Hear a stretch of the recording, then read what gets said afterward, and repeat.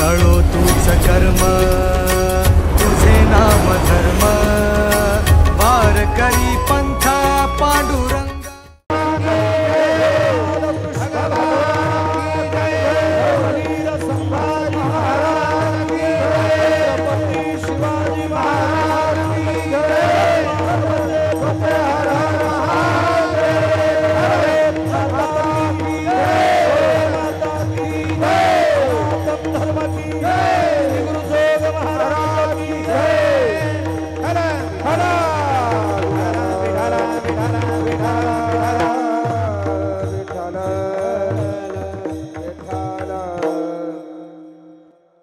वैकुंठीचा हरी ताना यशोदेच्या घरी रांगत हा अंगणी माथा जावळा चिवेनी पायी पैंजनाने वाळे हाती नवनीताचे गोळे रांगत हा अंगणी माथा जावळा चिवेनी धन्य यशोदाती माय दाशी जनी वंदे पाय रांगत हा अंगणी माथा जावळा चिवेनी नमो विठ्ठला राजया पांडुरंगा नमो रुक्मिणी माऊली ज्ञान गंगा नमो पुंडलिका नमो चंद्रभागा नमस्कार माझा रुक्मिणी पांडुरंगा पांडुरंगा करो प्रथम पांडुरंगा करो प्रथम पांडुरंगा करो प्रथम पांडुरंगा करो प्रथम हरी चरण संतान हरी चरण संतान हरी चरण संतान कृपादाने कथेतावि कृपादाने कथेतावि कृपादाने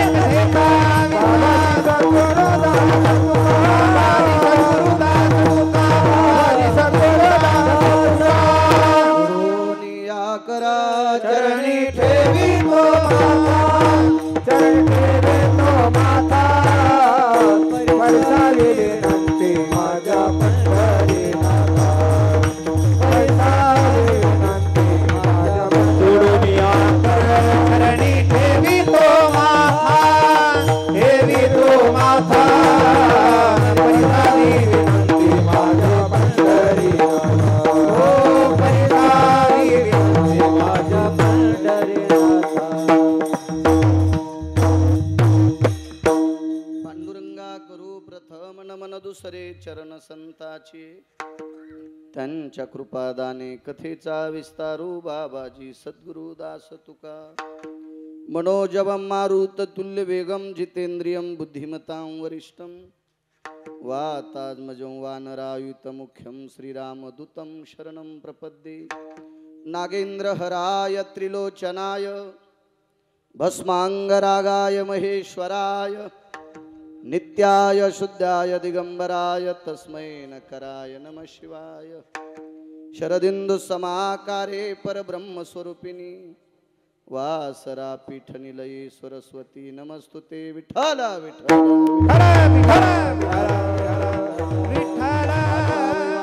पावनाती भासती पंचानन समाना तया श्रोत्याची आचरणी जाना साष्टांग नमन करीत असो वाद्ये भूषित पावन ती प्रत्यक्ष अमरेंद्रा समान तयाची आचरणी जान साष्टांग नमन करीत असो आता गान गंधर्व देवता कोकिळ कंठस्वर आराका जी कीर्तनी वहिवाशित लोका तयाची आचरणी नमन गा मज दिसत सो परम विख्यातू जो जान ब्रह्मयाचा सुतू नारद जान नाम तितिक्षु तयाची आचरणी नमन गा जेने धर्म जितविलाची बळी तो संभाजी जान नवाळी कावतरला जयाची आकुळी तया छत्रपतीची आचरण कमळी साष्टांग नमन करीत सो विठ्ठला विठ्ठला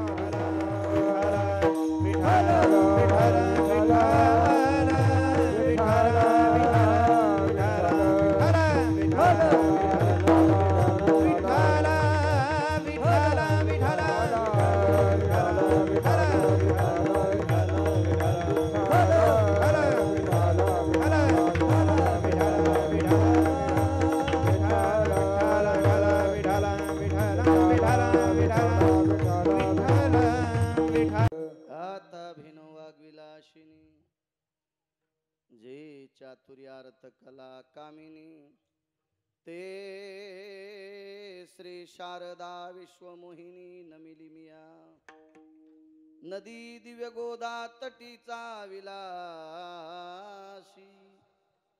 सदा प्रिय जो सज्जना वैष्णवाशी जयावर्णिता प्रेमात्यंत चित्ता नमस्कार माझा श्री गुरु एकनाथा शिव भोळा चक्रवर्ती शिव भोळा चक्रवर्ती शिव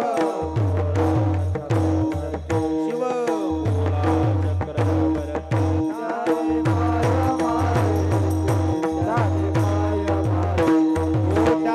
पाय माझे चित्तीचे पाय माझे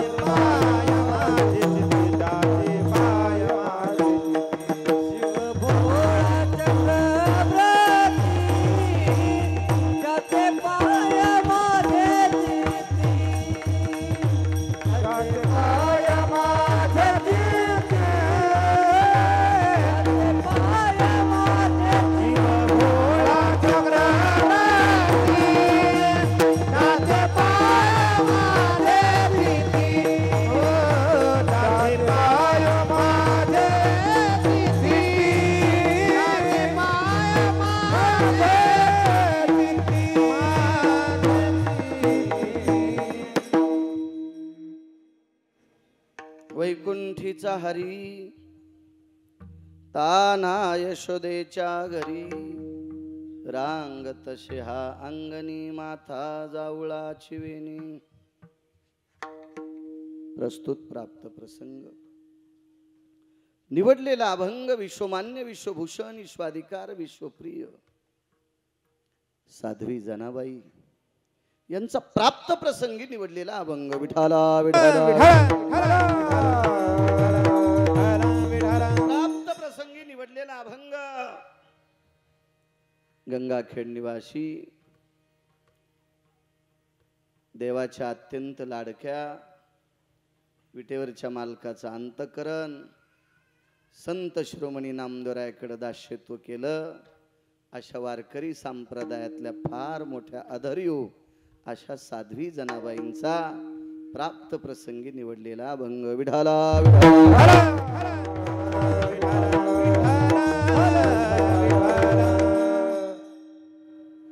आईसाहेब या ठिकाणी नमूद करतात बेस नकोय कडक करावाच वैकुंठाचा जगदानंद कंद जगतपती हा यशोदेकडे आलेला आहे काय पुण्य असेल त्या यशोदेचं गोकुळात येण्याचं कारण काय असावा काय पावित्र्य असेल त्या गोकुळामध्ये देवाला कशा करता गोकुळ आवडला असावा त्या गोकुळाकडे गोकुळामध्ये यशोदा आई साहेबच का आवडल्या नंदराजच का आवडले सांगणारी व्यक्ती साध्वी जनाबाई आता तुमच्या माझ्यासारख्या सर्वसामान्यानं केलेलं काव्य हे कवडी मोल असतं तुमच्या माझ्यासारख्यांनी केलेला काव्य हे एखाद्या वेळेस जगमान्य होईल समाज मान्य होईल पण देव मान्य होत नसतं म्हणून काही काहीनं ट्रकनं पुस्तकं लिहिले पण ते देव मान्य नाहीत ते संत मान्य नाहीत महाराज साध्वी जनाबाईंचं वाक्य हे देव मान्य आहे आणि त्यांनी म्हणावं वैकुंठातला हरी यशोदाई साहेबांकडे आहे बालपणातलं गोडसं वर्णन केलं रांग तसे हांगणी माथा जावळाची वेणी बालपणातलं रांगण्याचं वर्णन केलं त्याच्या डोक्यावरचं विश्वाच्या मालकाच्या एक चिमुकले असे भुरकुरे जे जावळं आहेत त्याचंही वर्णन केलं पायी पैंजण आणि वाळे हाती नवनीताचे गोळे पायात पैंजण आहेत हातामध्ये वाळे आहेत ते पायात पैंजण आणि वाळे आहेत आणि हातात नवनीताचा गोळा आहे चित्ताचं प्रतीक आहे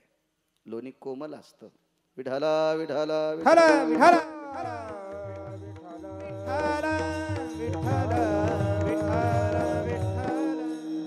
अत्यंत शुद्धतेचं आणि कोमलतेचं प्रतीक म्हणजे लोणी आहे. विठाला विठाला विठाला विठाला विठाला विठाला विठाला विठाला. आणि त्या लोण्यासारखं मऊ अंतकरण आहे ब्रह्मांडाच्या मालकाचं. अत्यंत मऊ आहे, मऊ आहे, मऊ. हाती नवनीताचे गोळे. शेवटच्या कडव्यात फार मोठा न्याय दिला सोमनाथ बा. धन्य यशोदाती माय दाशी जनी वंदीपाय. जनाबाई सांगतात यशोदा आई साहेब धन्य माता आहे आणि मी त्यांच्या पायावर डोकं ठेवते. महाराज कोण कोणाच्या पाया पडते त्याच्यापेक्षा कोण पडते हा महत्वाचा विषय. साध्वी जनाबाई नुसत्या पाया पडत नाहीत की त्या वात्सल्याला धन्यता देतात. त्या अर्थी यशोदा आई साहेब किती धन्य असतील. हा साधा सोपा सरळ अभंगाचा अर्थ. मला आशीर्वाद द्या, मी बोलण्याचा प्रयत्न करेल. विठाला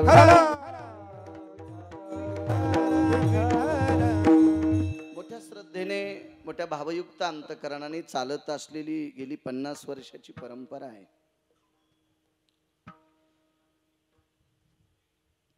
भगवान श्रीकृष्ण परमात्म्याचा प्रगट दिन जन्माष्टमी 5 पर्वण्यापैकी अनन्य साधारण महत्व असणारा आजचा दिवस आहे. आणि त्या जन्माष्टमी निमित्त चालत असलेला गेल्या 50 वर्षापासनं हा सप्ताह ग्रामस्थ सातारे या ग्रामस्थांच्या वतीने मोठ्या भावयुक्त अंतकरणाने श्रद्धेनं चालत आहे. गावात जेवढ्या अण्णावाची मंडळी असतील तेवढ्यांना कोटी कोटी धन्यवाद. आजच्या या तारखेच्या संदर्भात किंवा आजचं यजमानपद ज्यांच्याकडे आहे असे आदरणीय मनोहर बाबूराव मखरे एकटेच आहेत ना. बर. मनोहर बाबूराव मखरे ते आजचे यजमान आहेत. त्यांना नाव हरिभक्त टाकलंय पण ते आजपासून हरिभक्त होणार आहेत. कारण काय होतं माहितीये का, राग येऊ देऊ नका यजमान, खोटी पदवी लावायला लाज वाटली पाहिजे. विठाला विठाला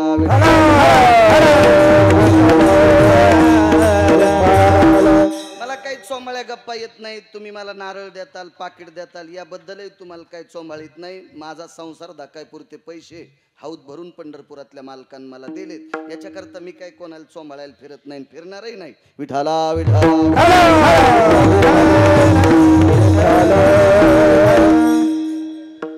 मोठ्या शुद्धांतकरणाने भगवंताच्या जन्माष्टमीच्या पर्व काळावर माझ्यासारख्या सर्वसामान्य अल्पज्ञानी अज्ञानी फारसं ज्ञान नसणाऱ्या गिरगावकराला तुम्ही आज आमंत्रित केलंय गावकऱ्यांच्या वतीनं. तुम्ही यजमान आहात मनोहरराव, पण आजच्या पवित्र पर्वणीवर तुम्ही वारकरी व्हा ही तुम्हाला मनापासून विनंती करतोय. विठाला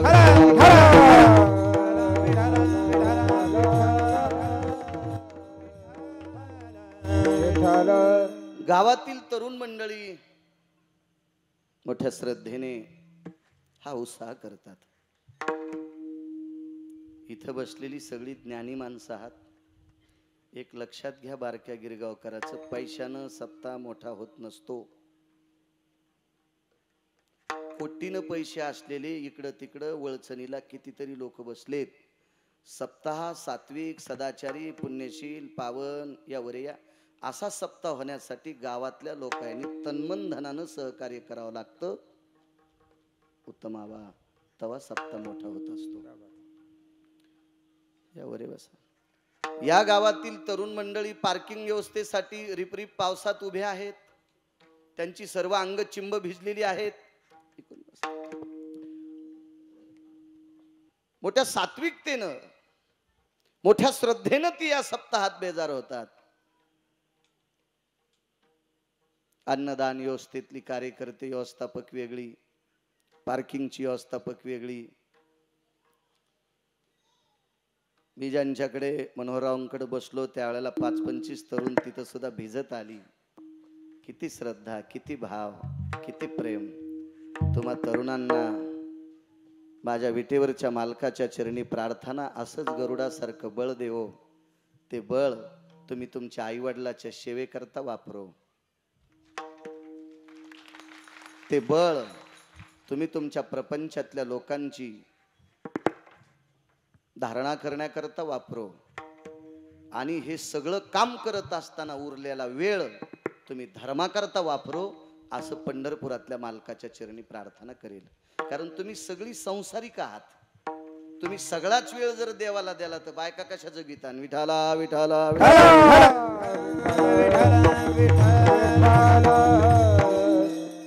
आमच्या बऱ्याच लोकांना बायका नसताना कुंटालानं पैसे आहेत, मग तुमच्याकडे का नसावा? बायको जरी नसली तर पैसे लागत नाहीत का सोमनाथ? लागतेत पैसे.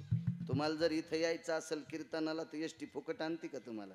ती म्हणेल का आता ब्रह्मचारी आहेत, हा यांनी लग्न केलं नाही, आपण फुकट नाही, त्या दोघांची नोकरी जाईल ना काका? कसं शक्य? पैसे लागतात. संन्याशाला लागतेत, ब्रह्मचार्याला लागतेत. तुम्हाला सुद्धा संसारिक आहेत आपण, आपल्याला तर लागतच असते. त्याच्यामुळं तुमच्या सगळ्या कामाकरता देवानं बळ देवो आणि उरलेला वेळ तुम्ही धर्म कार्याकरता देवो आणि ती देण्याची भावना तुमच्यात निर्माण हो, अशी विटेवरच्या मालकाच्या चरणी प्रार्थना करतो. विठाला विठाला.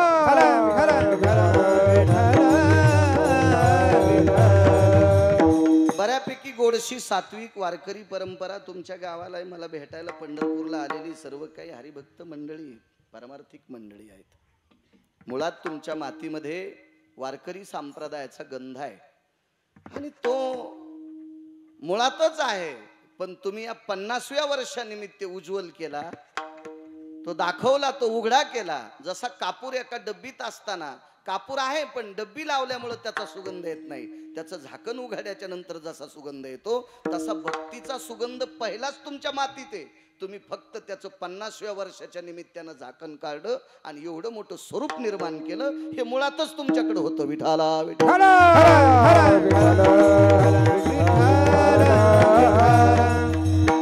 आदरणीय तरुणांच्या वतीनं काका सुद्धा संपर्क करत होते. जगताप काका विठ्ठल अण्णा सुद्धा फार बोलायचे. अण्णांच्या मावशीचा श्राद्ध आहे त्याच्याकरता गेलेत. फारसा प्रयत्न सगळ्यांचा. उपस्थित पंचकृषीतून आलेली श्रोते जनार्दन तुमच्या चरणी गिरगावकराचा नाक घासून प्रणाम. ही जी विनेकरी बाबापासून इथपर्यंत वारकरी मंडळी चोपदार आदी करून मस्तक माझा पायावरी या वारकरी संतांच्या साऊंडवाले तुम्हाला सुद्धा धन्यवाद. विठाला विठाला.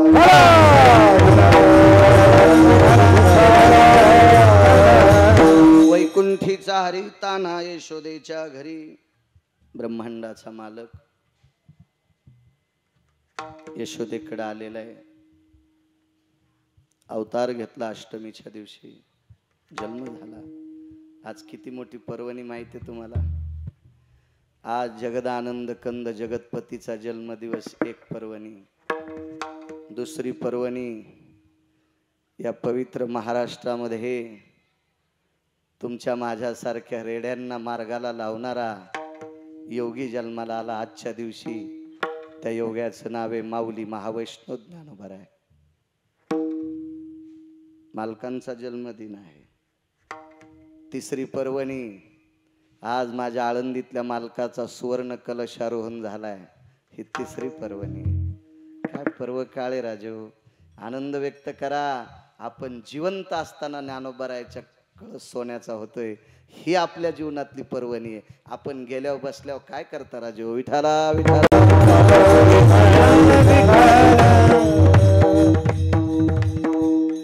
अशा या पवित्र पर्वणीवर चालत असलेला ज्ञानदान सोहळा पुन्हा एकदा सातारा गावातील मंडळींना कोटी कोटी धन्यवाद देतो. अभंगावर येतो. का विश्वाचा मालक प्रगट झाला असेल? काय गरज असेल? आम्हाला गी अवतार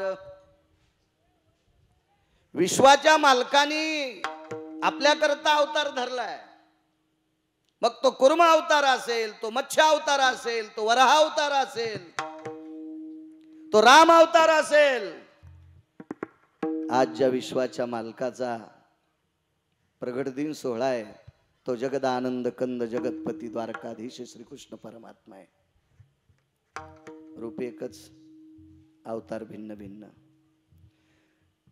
तर आजच्या अष्टमीला जो अवतार घेतलाय तो 2 पूर्ण अवतारापैकी एक आहे.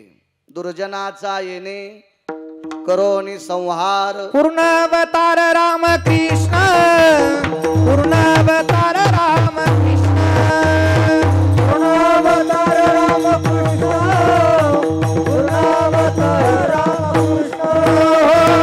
संहार जनाचा येणे करोनी संहार. पूर्णावतार राम कृष्ण, पूर्णावतार राम कृष्ण. दुर्जनाचा येणे करून शिंगल उतरणार. पूर्णावतार रामकृष्ण. राम आणि कृष्ण हे 2 अवतार पूर्ण आहेत. पण आज विशेष काय माहितीये का? 7वा अवतार मर्यादा पुरुषोत्तम रामचंद्रांचा जरी पूर्ण असेल पण स्वतंत्र नाही. आज जन्माला आलेल्या मालकाचा अवतार बी पूर्ण आहे आणि कार्य बी स्वतंत्र आहे. मर्यादा पुरुषोत्तम रामचंद्रांचं जीवन म्हणजे कर्जबाजारी जीवन आहे. अख्खं जीवन कर्जबाजारी.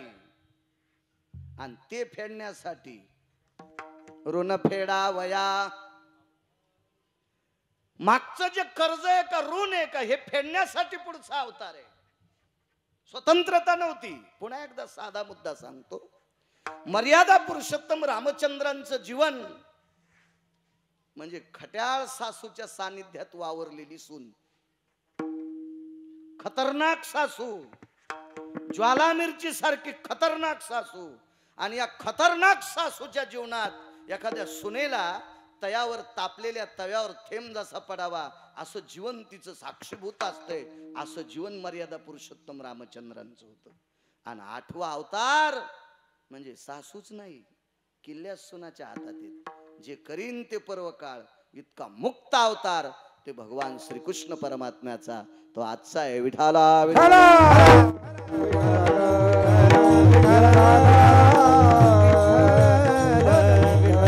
7व्या अवतारामध्ये काहीच स्वतःच्या मनानं करता आलं नाही. अवतार तर पूर्ण आहेत. तुम्ही पुरावा ऐकला. पूर्णावतार रामकृष्ण. दोन्ही अवतार पूर्ण आहेत पण हातात काहीच नाही. आणि 8व्या अवतारात कोणाच्या बापाला न विचारता स्वतःच्या मनाला पटेल तेच केलं. त्याचं नाव कृष्ण अवतार आहे. तो कृष्ण अवतार. 7व्या अवतारात काही करता आलं नाही. मुलगी रडत आली बापाकडे. बापाकडे मुलगी रडत आली. चुलत्याकडे मुलगी रडत आली. वडील आणि काका दोघे एका जाग्यावर होते आणि त्या मुलीनं स्वतःच्या नवऱ्याचं कापलेलं डोकं बापा पुढं आणि चुलत्या पुढं आणलं. किती मोठा चुलता सांगू का? वृक्षाचे पान हाले ज्याची सत्ता. संदीप, झाडाचं पान ज्याच्या सत्तेशिवाय हालत नाही तो जगाचा बाप आहे. संदीप भाऊ, काय काय काय पात्रता असेल त्या देवाची. तो काका आहे. बाप कोणी माहिती? आज त्या बापानं विठ्ठलराव एका डोक्याच्या केसा इतकी जरी मान हालिली ना, मंडप नाही तुम्ही मी कोणीच वाचत नाही. कोणीच नाहीत वाचत आपण कोणीच. ही अख्खी पृथ्वी त्याच्या डोक्यावर आहे. त्याला शेष म्हणतात. मनोहरराव तो शेष त्या मुलीचा बाप आहे. मर्यादा पुरुषोत्तम रामचंद्र त्या मुलीचे काका आहेत. आणि पोरीनं ते डोकं दाखिलं. माझे मालक येते. माझ्या मालकाला माझे सासरे वाचू शकले नाही. सासऱ्याचं नाव लंकेचा राजा रावण. माझ्या मालकाला माझे चुलत सासरे वाचू शकले नाही. कुंभकर्ण. एक सांगू तुम्हाला, शक्यतो रावण मरण सोपा होता. इतका अवघड कुंभकर्ण मरण होता. रावण मारणं देवासाठी कितीतरी काही पटीनं सोपा होता. तसा इतका सोपा नव्हता. पण कुंभकर्णापेक्षा काही पटीनं सोपा होता. रावणापेक्षा कितीतरी पटीनं कुंभकर्ण मारणं अवघड होता. पण कृपा एका संन्याशाची झाली म्हणून कुंभकर्ण मेला, नाही मरत नव्हता कुंभकर्ण. त्याही माझ्या मालकांच्या काकांनी त्यांना वाचवलं नाही. तिसरा मुद्दा सांगितला, प्रभू प्रभू माहित नाही बरं बाप आहे, माहित नाही बरं चुलताय, पण देव हे माहित आहे. प्रभू या ठिकाणी माझ्या मालकाचे दुसरे तिसरे एक सासरे येत, ते प्रचंड भजन करणारे येत. आज ज्या मालकाचा जन्म झालाय त्याचा फरक पहा आणि मागच्या मालकाचा फरक पहा, दोन्ही एकच आहेत, अवतार मात्र भिन्न आहेत. प्रभू माझ्या पतीचे अजून एक 3 नंबरचे काका आहेत. प्रभू ते खूप सात्विक होते हो, अंतकरण रडत होतं. प्रभू माझ्या पतीच्या 3 नंबरच्या काकानी तुमचं रात्रंदिवस भजन केलं. त्या काकाचं नाव आहे विभीषण. खूपस भजन केलं, खूपस.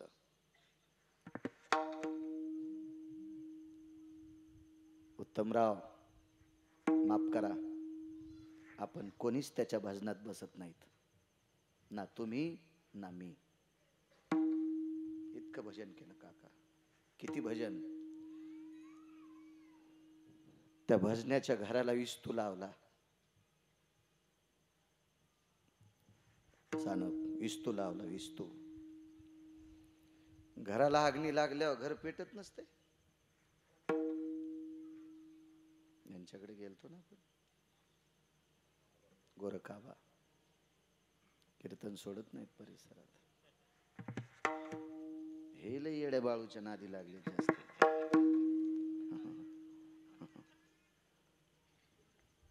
सांगा बा, झोपडं पेटल्यावर घर पेटल्यावर जळत नसतं. सिमेंटचं घर जर पेटलं तर कलर तर जळन ना. पण विभीषणाच्या दारातली धर्माची पताका सुद्धा जळाली नाही. ज्या पताकेला, ज्या काठीत पताका लावली होती उत्तमाबा, ती काठी पण जळाली नाही. त्या घराचा कलर सुद्धा जळाला नाही. इतके माझ्या मालकाचे काका भजन करणारे होते. प्रभू तुमचं भजन केलं त्यांनी. लंकेशी उरले विभीषणाचे घर, लंकेशी उरले विभीषणाचे घर, हृदय सीतावर म्हणून या. हृदयामध्ये सीतेच्या मालकाचं नाव होतं, याच्याकरता विभीषणाचं घर लंकेत एकटंच शिल्लक राहिलं. इतकं माझ्या पतीच्या काकांनी भजन केलं तुमचं. एवढा माझ्या मालकाचा काका सख्खा चुलता जर इतका भजन्या असेल,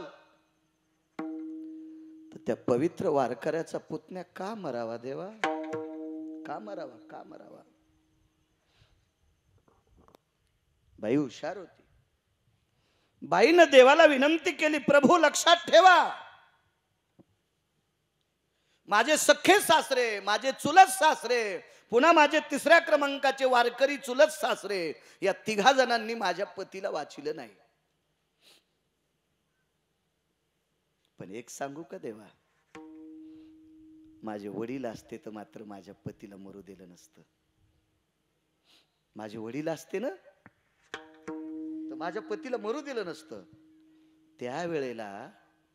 त्यावेळेला ताटात कापलेलं डोकं हसत होतं. खत खत खत खत खत खत डोकं हसलं. मला काही गप्पा सांगायचा नाद नाही. तुकोबरायचं मनोगत आहे, पहावे पुराणी विचारोनी. सटाक्या सांगणार नाही, गाणं बी म्हणणार नाही आणि गप्पा सांगणार नाही.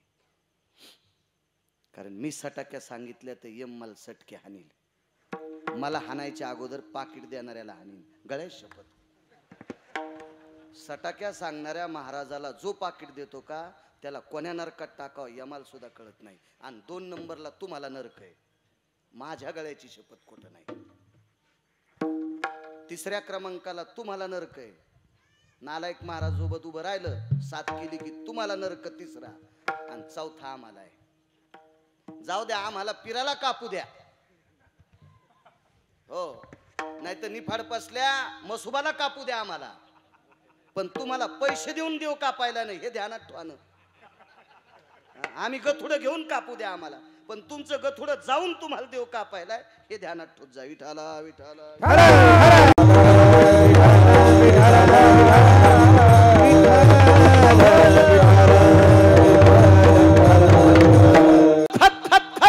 डोकं हसलेलं आहे. आणि हसत आपल्या पत्नीकडे पाहिला आणि आवाज दिला, प्रिये तुझ्या बापानं मला मारले, तुझ्या बापानं मला मारले. महाराज हा शब्द त्या तुटलेल्या डोक्यातून पडल्याबरोबर दोघालाही आश्चर्याचा झटका आला, आश्चर्यचकित झाले. मारलंय लक्ष्मणानं आणि हे म्हणतंय तुझ्या बापानं मारलं, मग लक्ष्मण पिता कसा? आणि मग लक्षात आलं सुलोचना शेषाची कन्या आणि लक्ष्मणजी शेषाचा अवतार. महाराज वानरापूस लढायला लाज वाटली देवाला, वानराच्या पुढे रडायला लाज वाटली देवाला, पण अंतःकरण रडत होतं. हे कळालं एक नंबरच्या संन्याशाला आणि मारुतीरायनं प्रभूला बाजूला घेतलं. देवा काय अडचण आहे, शोक करता नाही, पाणी नाही डोळ्याला. मारुतीरायनं सांगितलं, प्रभू अख्खं जीवन तुमच्या सेवेत घातलंय, मला सगळं कळतंय तुमचं, तुमच्या दोघांचं हृदय रळतंय. कारण काय, इंद्रजित आमचा जावाई आहे, इंद्रजित आमचा जावाई आहे, सुलोचना आमची मुलगी आहे, रावण आमचा व्याही आहे. मारुतीराय म्हणले, आता नाती लागले का? फॉर्म भरायच्या आधी नाही कळालं तुम्हाला? फॉर्म भरायच्या आधी कळायला पाहिजे होतं आमचे नातेवाईक आहेत. मग भरायचंच नव्हतं ना, आधी तर बँड लावून फॉर्म भरला आणि मग म्हणले त्याला मतदान आणि आम्हाला आणू नका. किती विरोध केला देवा तुम्ही? हनुमंता ह्या गोष्टी नकळत झाल्या, पण इंद्रजित उठावा लागतो. नाही प्रभू असं करू नका. 18 पद्म वानर 72 कोटी रिसन 56 कोटी गोलांगुळ, किती त्रास दिलाय वा आम्हाला. देवा आम्ही तुमचं काम केलंय, तुमची भाकरी सुद्धा खाल्ली नाही. पाला खावोनी वाहिले पर्वत, पाला खावोनी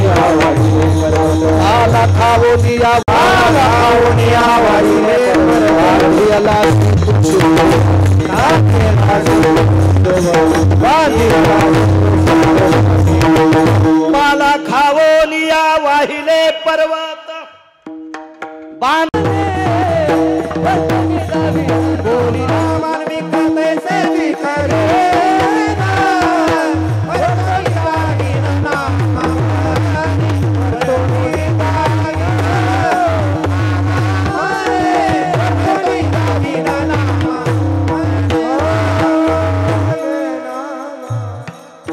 महर्षी वाल्मिक ऋषी जसं लिहिताल तसं जगाच्या बापाला वागावं लागलं, नाही उठिता आला. इतका बंदिस्त अवतार आहे सातवा, एवढा चौकटीत बांधलेला अवतार आहे सातवा. स्वतःच्या मनाला तिळा इतकं सुद्धा प्रभूला काही करता येत नाही. हा अवतार आहे सातवा आणि कोणाच्याच बापाची जुमानली नाही, ते अवतार आहे आठवा. विठाला विठाला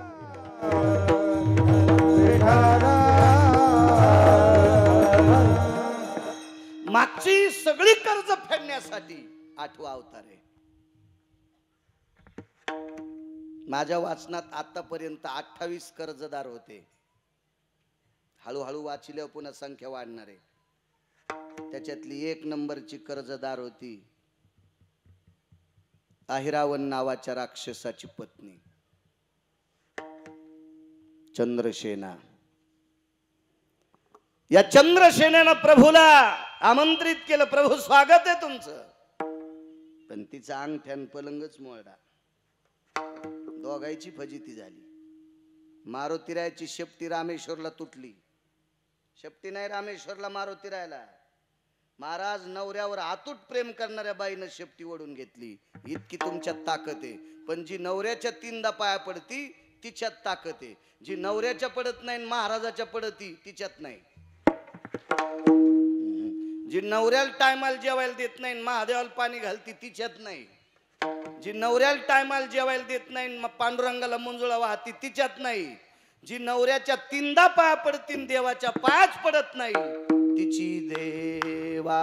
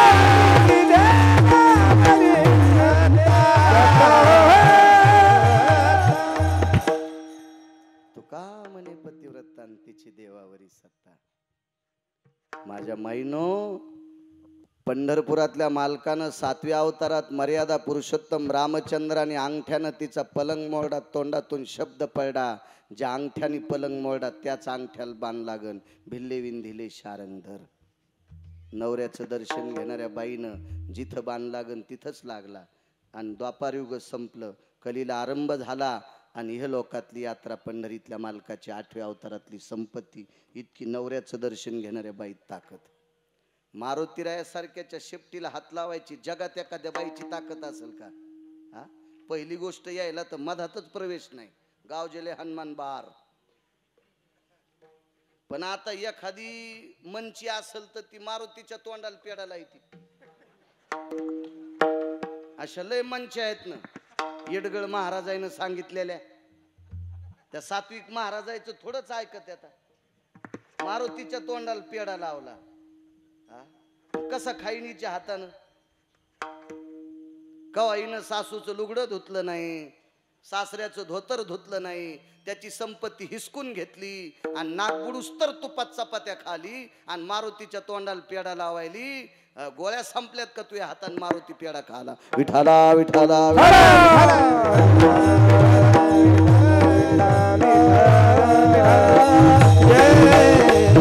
माझ्या माईनं तुमच्यातल्या एका बाईनं शेपटी वाहड्या बरोबर तुटली सामान्य ताकद आहे मारुतीरायाची शेपटी वडणं महाराज नवऱ्याकरता अमृत प्राप्त केलं नवऱ्याकरता अमृत तिचं नाव आहे चंद्रसेना जा रामेश्वरला नुसती मारुतीरायाची मूर्ती शेपटीत नाही कधी कधी चांगलं बघ जा ना हा लग्न झाल्यावर सासऱ्यानं दिलेले फुकटे पैसे गोव्याला उडवायला जातात भिताड अंगाव पडन विठाला विठाला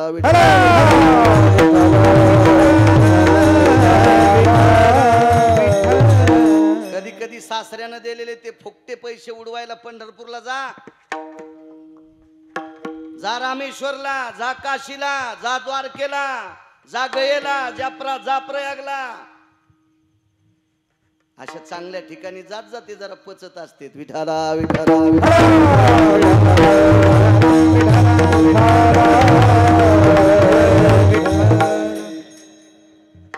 देवानं माग न पाहता तोंडातून वाक्य पडलं माय मी या अवतारात मर्यादा पुरुषोत्तम आहे मला तुझ्याशी लग्न करता येत नाही पण एक लक्षात ठेव पुढच्या अवतारात तुला पत्नी करून घेईल महाराज मागचं कर्ज फेडण्यासाठी हा अवतार आहे आजचा अवतार आहे का काय मागचं कर्ज फेडण्यासाठी मागचा महाराज ती चंद्रसेना सत्यभामा झाली लय श्रीमंताची पोरगी जगात सत्यभामेच्या बापा इतका हुंडा कोणीच कोणाला द्यायला नाही रे शेवाळे कोणीच नाही द्याला किती हुंडा द्याला असं सांगू किती 21 क्विंटल 78 किलो 44 तोळे म्हणजे 22.5 क्विंटल सोनं रोज देणारा मनी बापान द्याला 22.5 क्विंटल सोनं देणारा मनी राजा सत्रजिताकडे सूर्याचा उपासक होता आणि त्यानं तो मनी त्याला काय मुलगा नव्हता म्हणून पोरीला द्यायचा होता भाऊ होता प्रसेन त्यालाही पोरग नव्हतं त्याला मारलं वाघानं याला मारलं कृतवर्म्यानं याला राक्षसानं मारलं आणि त्याला वाघानं मारलं, दोन्ही मेले. आणि मग सत्यभामा विश्वाच्या मालकाला, हीच मागची चंद्रसेना, हे मागचे कर्ज फेडण्यासाठी हा 8वा अवतार आहे. विठाला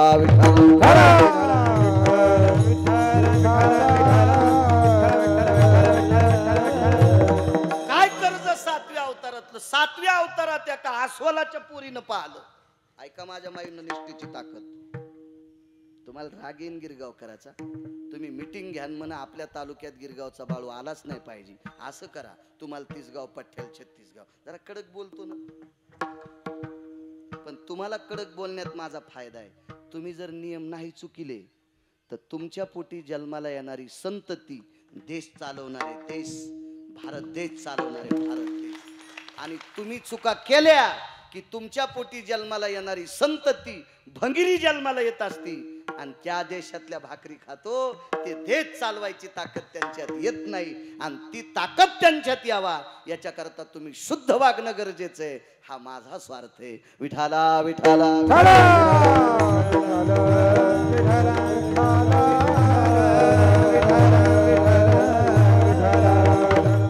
अस्वलनीने विश्वाच्या बापाला पाहिलं. अस्वलनीने विश्वाच्या बापाला पाहिलं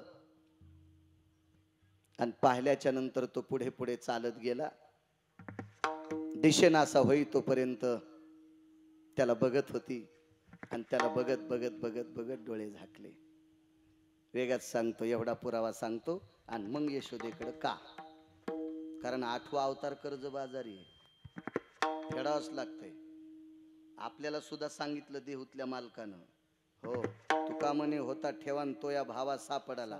मागचा पुण्याचा असेल तरी सापडतो, आबा पापाचा असला तरी सापडतो. बापानं कर्ज करून ठुलन, बाप मेला 7-12 तर जमीन इकताना कर्ज फेडावं लागतं का नाही विठ्ठलराव? फेडावंच लागतंय. आणि बापानं बँकेत पैसे टाकले सानप आणि बाप मेला, पैसे कोणाला असतात पुन्हा? पोराला. आणि बापानं कर्ज काढून 7-12 मेला, अरे योगेश कोणाला फेडायचंय? पोराला. बॅलेन्स नाम पुण्य, कर्ज नाम पाप. विठाला विठाला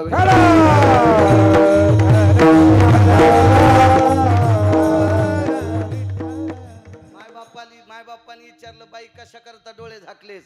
काही म्हणे सूर्याच्या प्रकाशाला लाजविला असा सुंदर व्यक्ती पाहला, चंद्राच्या प्रभेला लाजविल इतका सुंदर व्यक्ती पाहला. त्याच्याकडे पाहिल्याबरोबर पाहिलिया वेध लावी बैशे जीवी जडोनी, रूप सावळे सकुमार कानी कुंडल मकराकार, अगणित लावण्य तेज पुंजाळती, रत्न किळ फाकती प्रभा कानडाव विठ्ठलू, कर्नाटकू तेने मज लावी याला वेधू. काय ते रूप सुंदर आहे, काय रूप पाहता लोचनी सुख झाले हो साजनी. किती सुंदर रूप आहे, किती सुंदर रूप आहे. राजस सुकुमार मदनाचा पुतळा, राजस सुकुमार मदनाचा पुतळा, रवी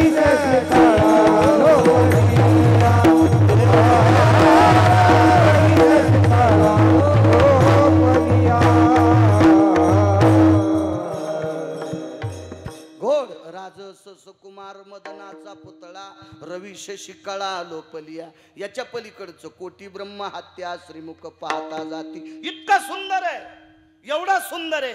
बाई आपल्या फायद्याचा काय? आपण पशु आहेत, आपण अश्वल आहेत, आपण हिंस्र पशु आहेत, तो मानव आहे. त्याच्या सौंदर्याचं इतकं वर्णन कशा करता करते. हृदय छेदलं ग माय, बाबा माझं हृदय छेदलं हो. बघा असं वाटतंय. तो रस्त्यानं जात असताना झाडाच्या फांद्या लहरी देत होत्या. बाबा तो रस्त्यानं चलत होता, सूर्याचे किरण लोटांगण घालत होते. बाबा तो रस्त्यानं चलत असताना काय ते आकाश झालर देत होत. बाबा त्याने जरी माझ्याशी लग्न नाही केलं, पण वरिले सावळे परब्रह्म, तो जगत आनंद कंद जगतपती मी अंतःकरणातून वरलाय. आणि बाईनं गंगेच्या कडेला प्राण सोडला. महाराज ही पुण्याची अपेक्षा घेऊन हिची पूर्तता पूर्ण करण्यासाठी विश्वाच्या मालकानं त्याच जामवंती इतीत नख दिडदिड इती केस काय बायको केली असं न. आपले तर काय नाटक करते तू, माझ्यापेक्षा 1.5 इंच उंचच आहे. बरी आहे ना, बरी आहे तुझ्या थोतरीत आणायला. हो जरा जास्त गोरीच आहे, मग काय करायची, तुला उन्हात पाठवायची का? जरा पटपट चलतच नाही, हॉटेलीवर ठाची का पाणी द्यायला? काय नाटक किती किती. अरे भेटायली याचं महत्व पाय, लक्ष्मी या रूपात तुझ्या घरी यायली याचं बघ. पण इतके नाटक. मागचं कर्ज फेडण्यासाठी आसोलनीशी लग्न केलं, जामवंतीशी लग्न केलं, जामवंतीशी. अजून एक कर्ज सांगू का मागचं? किती कर्ज बाजार. वळवळ काम करता रे, बसन गपची. हे चांगल्या कपड्यात हे तोरकत नीट राहते, हे बुडातले डेरे फोडीत. कारण महाराजाकडे चांगलं पोरग इंग्लिश स्कूलला, आणि जे नीट वागत नाही ते महाराजाच्या भरतीला. विठाला विठाला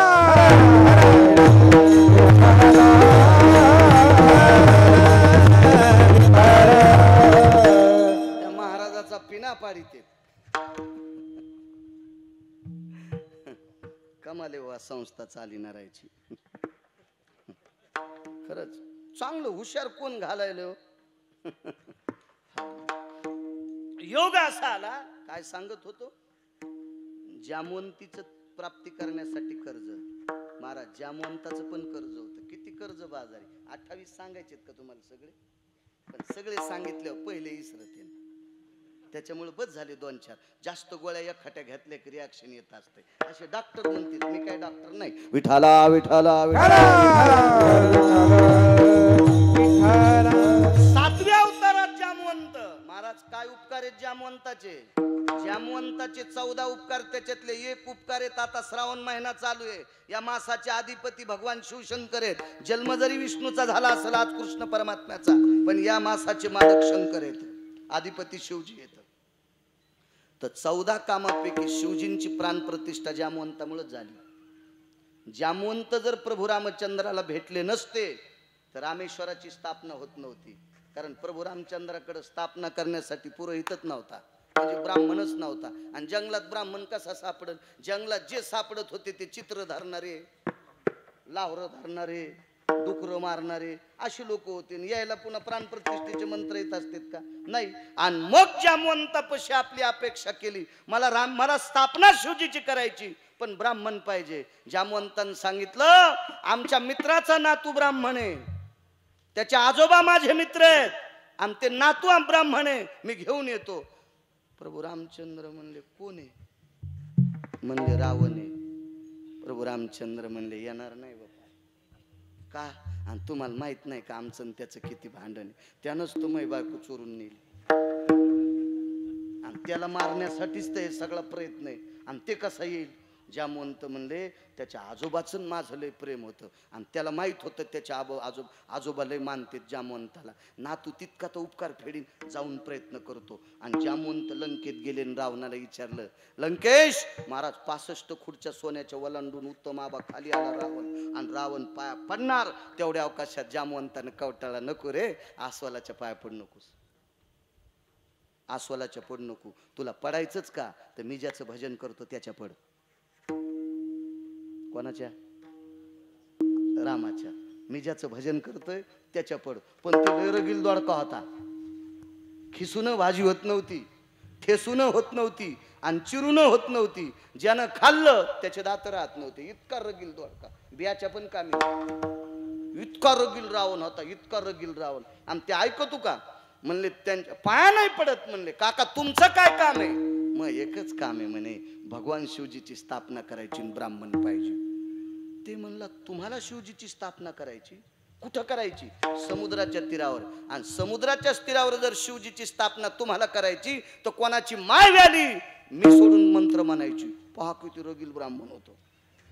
कोणाची माय व्याली म्हणले, माझ्या व्यतिरिक्त मंत्रोच्चार करायची. पण म्हणले, ऐका ना, मी प्राण प्रतिष्ठा करण्याचा निरोप घेऊन आलो, पण यजमान दुसराचे. मखरे होते की यजमान? ते मै यजमान येत. माळ घालणारच बुवा तुम्हाला. रगील गिरगावचा बाळ आहे, रगील घालणार. आणि इतक्या लोक आहेत घालणार. काहड्या काय काशी होईल मग सांगतो. विठाला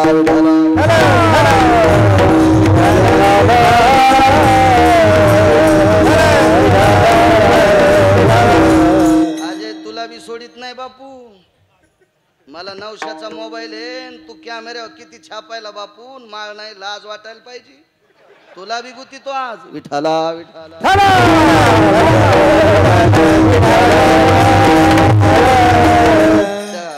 जगताप काका संत मेळेवाल्याला माळ आहे का ते पाकिस्तानीच येत आहे का माळ?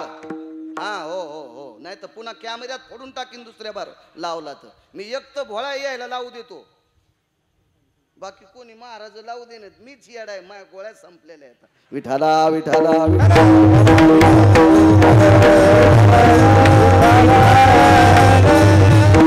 यजमान सीतापती रामचंद्र. रावणान गुचकी धरली ना, राम यजमान आणि मी कस काय ब्राह्मण. ते म्हणले बघा मी आलतो, पण हृदयाला मिठी मारली आबा. आणि रावण म्हणला माझ्या आजोबाचे मित्र आहेत, तुमचं जर काम केलं तर वैकुंठातून माझ्या आजोबा मला आशीर्वाद देतील. असू द्या राम, पण मी करतो पोरं इथे. पण जामवंत काय म्हणले लंकेश, रामप्रभूला भगवान शिवजीची प्राणप्रतिष्ठा समुद्राच्या तीरावर करायची, पण पूजेला सामान काय लागन? तूप किती लागन, खारका किती लागत्यान, खोबरं किती लागन, बदाम किती लागतील, खडी साखर किती लागन, सुपाऱ्या किती लागतात, हळीद कुंकू किती लागन, हवना करता तूप किती लागन, समिधा कोणत्या आणायच्या, कोण्या दिवशी हवन करायचं, मुहूर्त प्राणप्रतिष्ठेचं कोण दिवशी आहे, आणि त्याचा खर्च किती येईल. काय म्हणला रावण म्हणला जामवंत महाराज माझ्या आजोबाचे मित्र आहेत, एकच काम करतो, ज्याचा यजमान जंगलात आहे त्याचं साहित्य पुरोहितांना आणावं. काही काहीचे वायर ढिले कळालंच नाही, loose wire loose connection, light चालू बंद होतो. ज्याचा यजमान जंगलात आहे, ज्याचा यजमान संकटात आहे, ज्याच्या ज्याला यजमानाला शेअर पाहायला भेटत नाही, ज्याच्या यजमानाला गावात जायला भेटत नाही, उरतच ते अशा यजमानाचं सामान पुरोहितांना आणावं. खारका वाट्या सगळं रावणानच नेलं. पुन्हा एक मुद्दा सांगू, जामवंताचं किती उपकार होते प्रभू. 14 पैकी एकच सांगायला बरं का, 13 पुन्हा कधी पाहू. 14 पैकी एकच उपकार सांगतो जामवंताचा, एकच. पुन्हा सांगू का काय उपकार होता. जामवंताचे डोळे भरून आले आणि रावणाने विचारलं काका काय राहिलंय? काही नाही, यजमानासोबत बायको नाही.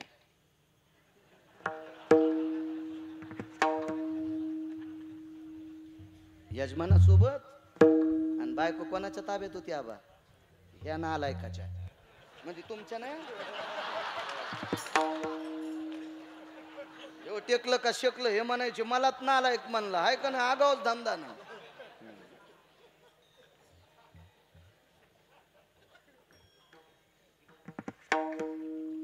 कोणाच्या ताब्यात होती?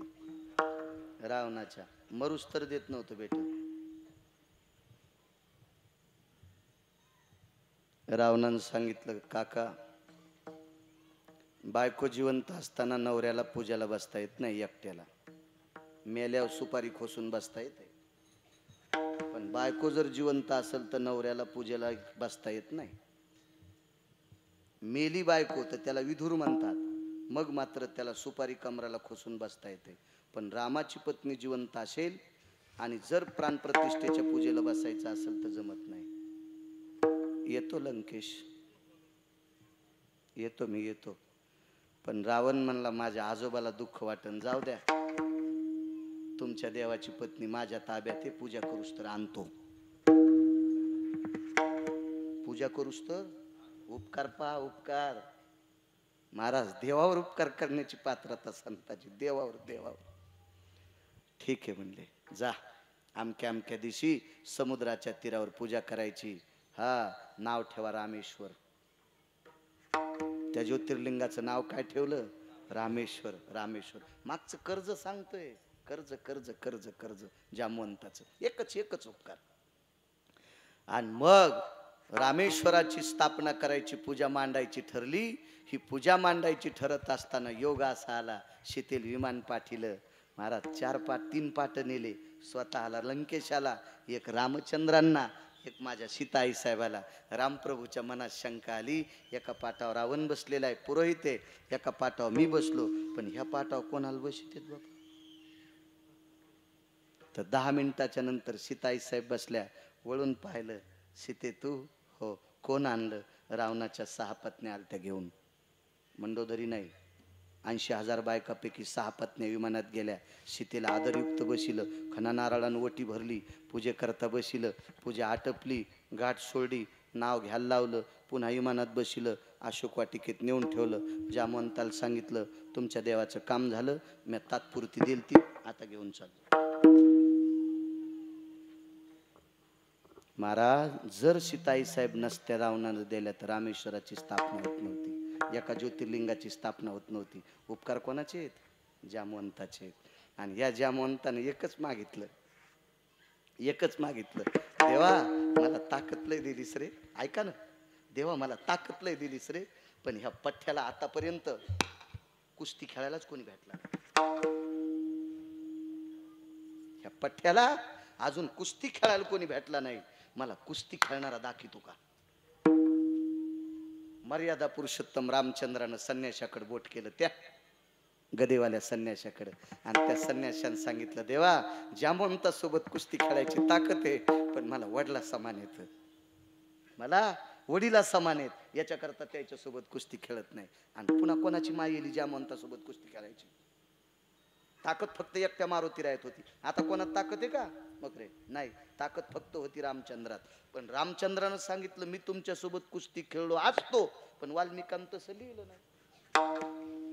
वाल्मिकानं तसं लिहिलं नाही. एक काम करा जामवंत, पुढच्या अवतारात तुमची इच्छा पूर्ण करील. आणि हीच जामवंती देत असताना मग जामवंतानं सांगितलं या लिच्या पिच्या ज्याला पोतं उचलत नाही, ज्याला गोणी उचलत नाही, त्या जावायला पोरगी देत नाही. कोणाला देतान? माझ्यासोबत कुस्ती खेळन त्याला देतो. घातली लंगुटी आणि झाली कुस्ती सुरू. 27 दिवस आणि 27 रात्रा. 28व्या दिवशी जामवंत पाय पडे आणि मग म्हणले प्रभू माफ करा. म्हणले पाय कस काय पडे? 27 दिवसात भाकरी खाल्ली नाही, 27 दिवसात पाणी पेला नाही, 27 दिवसात दमला नाही आणि 27 दिवसात घामाचा थेंब आला नाही. माणूस असतो का? तो माणूस असतोय? देवा तू देव आहेस आणि म्हणून पाय पडतो. आखरीच माई पोरगी दिल्यावर तुम्ही जावाई झाले, मग तुम्हाला माया पडावं लागेल. मागचं कर्ज याच्या करता अवतार. विठाला विठाला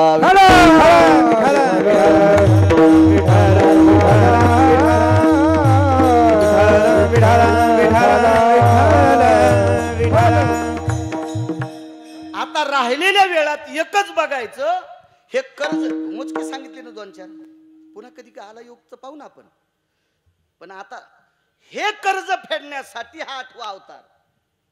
मग यशोदेकडेच का?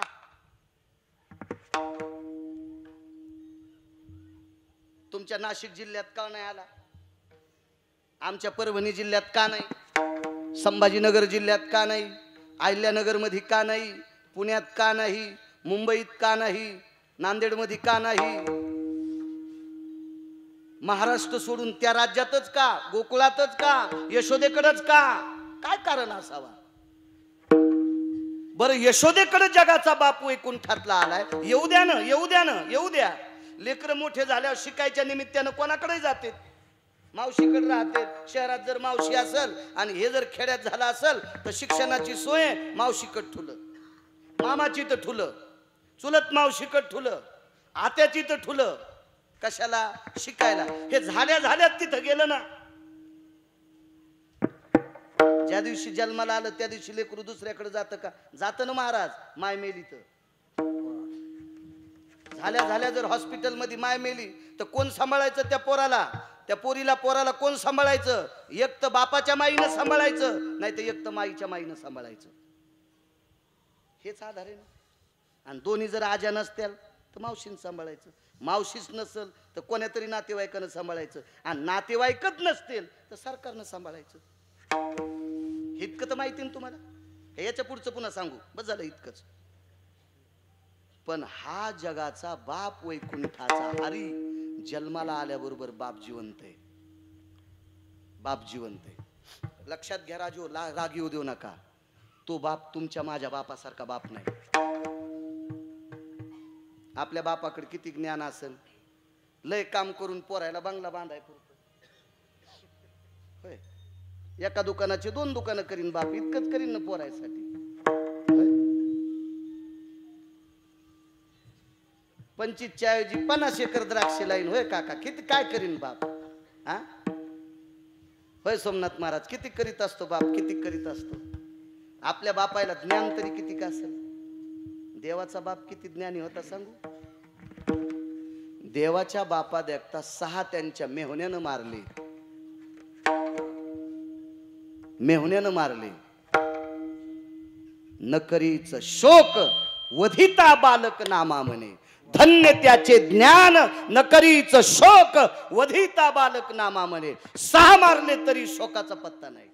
म्हणजे दुःख पचवायची ताकद ज्ञानात असते.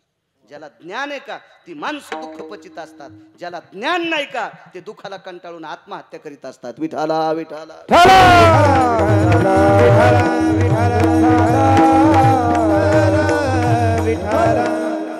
एवढे वसुदेवासारखा पिता ज्ञानी आहे. बाप ज्ञानी असून जिवंत आहे, जवळ आहे. सोडायची काय गरज होती हो? माय कोण आहे? माय कोण आहे? माय देवकी. आपल्या माईसारखी माय असेल का? सांगा बरं. इथं सगळ्या आपलं जर आजारी पडलो, मी आजारी पडलो, माझे बाबा 90ला गेले, मला आई आहे. मी जर आजारी पडलो तर माझी आई गाडीत बसून मला हॉस्पिटलला कुणी नेईन, पण सोबत येईन. आल्यावर डॉक्टरला विनंती करीन, डॉक्टर माझ्या बाळाला वाचवा ना, माझ्या बाळाला वाचवा ना, वाचवा ना, वाचवा ना. महाराज, काळाच्या तडाख्यातून लपवायची ताकद आपल्या आईत असती का? काळाच्या तडाख्यातून लपवायची ताकद आपल्या आईत असती का? नाही. महाराज, अशी आई होती, काळाच्या तडाख्यातून लपवायची क्षमता तिच्यात होती, पण तरी त्या माईला सोडलं. मग माई इतकी विद्वान आहे, पिता इतका विद्वान आहे, मग एवढा असताना यशोदा का पाहली? वैकुंठीचा हरिण ताना यशोदेच्या कशा करता? काय असेल त्या यशोदेकडं? काय एवढं वैभव होतं? महाराज, मागचं कर्ज आहे, मागचं कर्ज आहे, मागचं कर्ज आहे. एका गरीबाचं पोरग देवानं मारलं. गरीबाचं पोरग देवानं मारलं. मर्यादा पुरुषोत्तम रामचंद्रांनी, पंढरीपुरातल्या मालकाने 7व्या अवतारात एका गरीबाचं पोरग मारलं. मालकानं चूक केली. मी म्हणत नाही, पुराण म्हणते. माही काय ताकद आहे देवाची चूक काढायची? पाहावे पुराणी, विचारोनी. पुराण सांगतंय, एका किराताचं लाहोर चित्र ससे धरणाराच्या कुळातलं पोरग भजन करायला बसलं आणि भजन करता करता बाण मारला आणि मारून टाकलं. ऐकलं कोणाचं? वशिष्ठाचं. वशिष्ठाचा न्याय चुकला. महाराज, सगळीच महाराज चुकत नाहीत असं तुम्हाला कोण म्हणतंय? अभंग पाठ असले म्हणजे चुका होत नाहीत? ज्ञानेश्वरी पाठ असली म्हणजे चुका होत नाहीत? ब्रह्म भजन करणाऱ्या तृतीय पंथाला काढून दिलं तर निसर्ग कोपला, मेघ कोपला, वरुण कोपला आणि 4 वर्ष पाऊस नाही पडला. म्हणजे त्यालाही भजन करण्याचा अधिकार. या महिन्याचं मालक कोण आहे? भगवान शिवजी. शिवजीचं भजन केलं एका वेशेनं, तिचं नाव आहे महानंदा. आपल्या संप्रदायात कोंबड्याला पवित्र मानलं का? श्री गुरु धर्म भास्कर वैकुंठवासी वक्ते बाबा म्हणायचे, कोंबड्याच्या विष्ठेवर जर पाय पडला तर आमका आमक रिकामी जागा पाप. हे त्यानंच सांगायचं, गिरगावच्या बाळून नाही सांगायचं. विठाला विठाला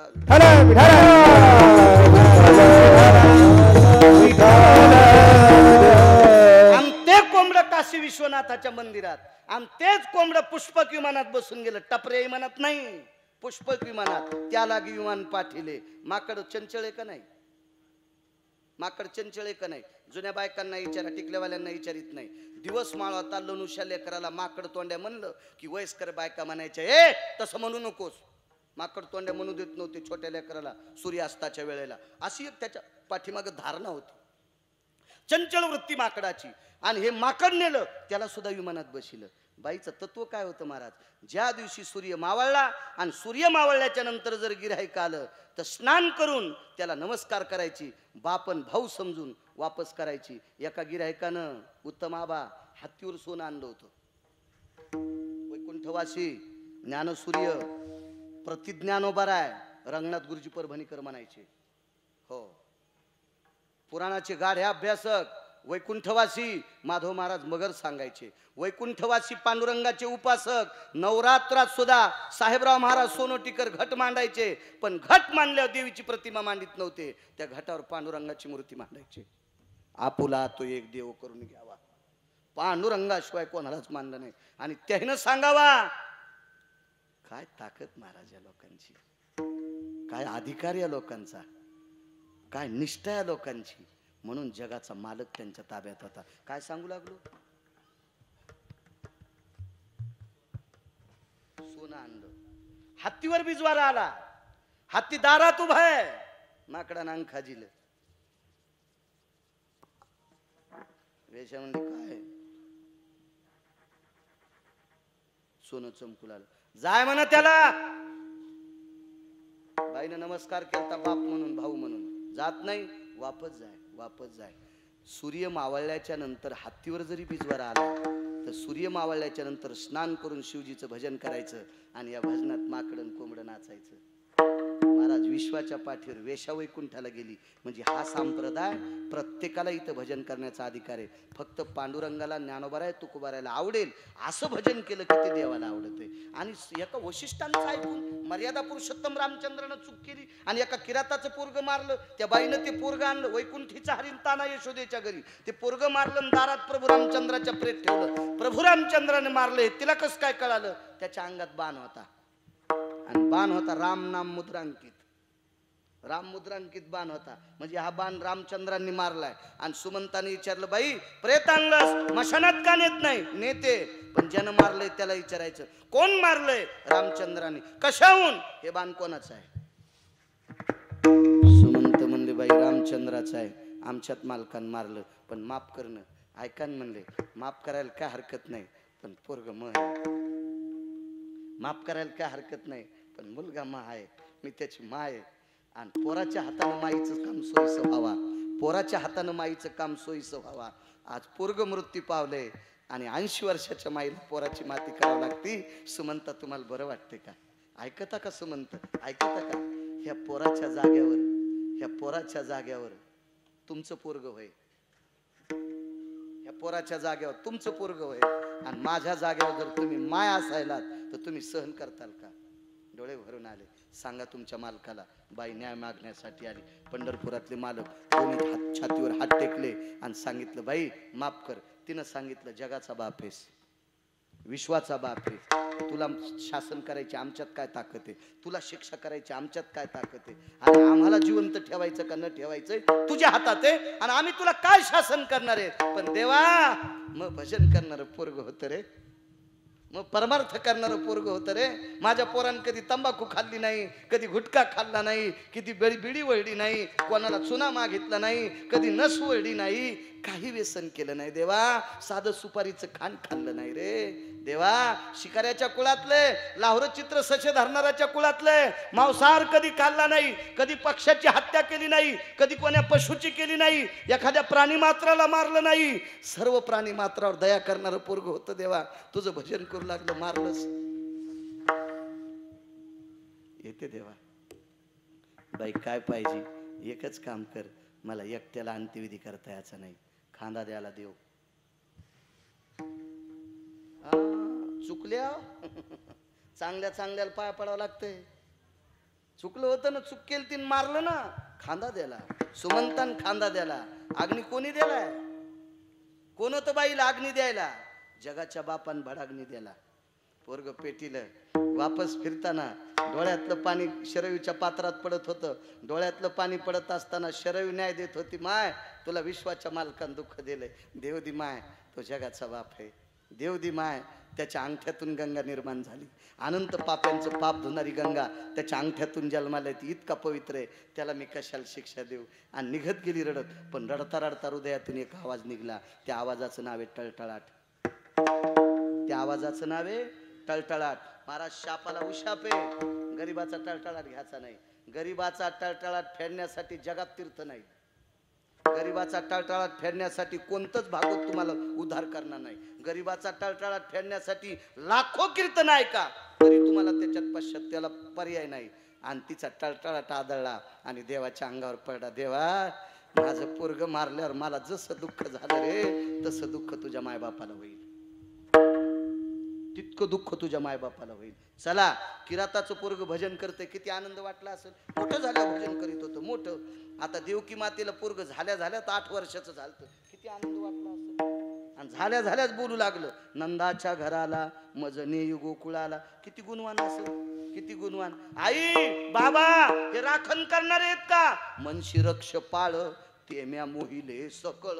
मी त्याला मोहून टाकलंय. तुम्ही मला नुसता उचला. उचलीला कमळापती पायीचे बंधन गळती, पायीचे बंधन गळती, पायीचे बंधन गळती. उचलीला कमळापती पायीचे बंधन गळती, पायीचे बंधन गळती, पायीचे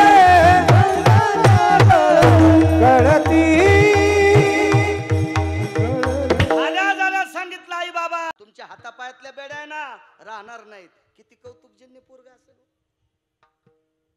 राक्षस मोहून टाकले, उचलल्याबरोबर बेड्या गळाल्या, पण राहिलं का माय बापाजवळ? नाही. कुठं न्या म्हणलं? नंदाच्या घरी.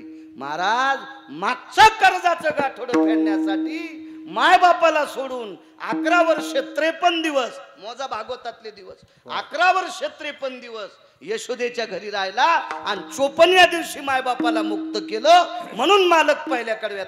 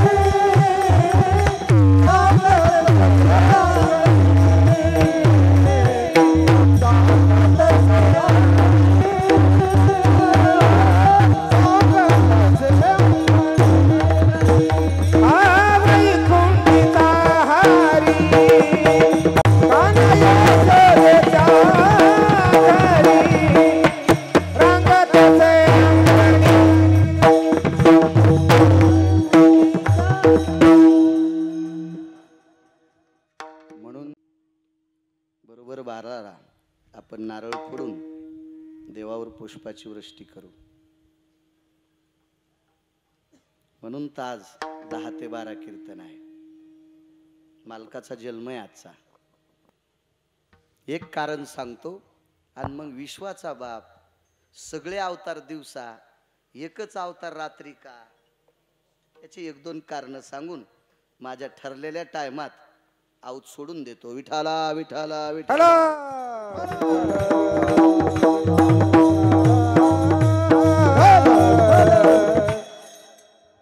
महाराज स्वतःचं मागचं एक कर्माचं गाठोडं होतं. म्हणून मायबापाला जगाच्या मालकानं सोडलं आणि यशोदेकडे वैकुंठातला हरी गेला असं जनाबाई नमूद करतात काका. पण शंका एका गोष्टीची आहे, यशोदेकडंच का? असं काय होतं यशोदेकडं की जगाच्या बापानं स्वतःच्या मायबापाला सोडून तिच्याकडे जावं, स्वतःच्या आईचं दूध न पिता यशोदेचं प्यावं, यशोदेला झालेली मुलगी इकडं परत करावी आणि आपण तिच्याकडे जाऊन वक्षस्थळाला बिलगुन तिचं दूध प्यावं, असं काय असावा? त्याचं एकमेव कारण होतं, यशोदा अशा गावातली स्त्री होती किंवा अशा वाड्यातली स्त्री होती की तिच्याकडे गाई 9 लाख होत्या. तिच्याकडे गाई 9 लाख होत्या. गाईचा एक पौराणिक सिद्धांत बघा. गाईचा एक पौराणिक सिद्धांत,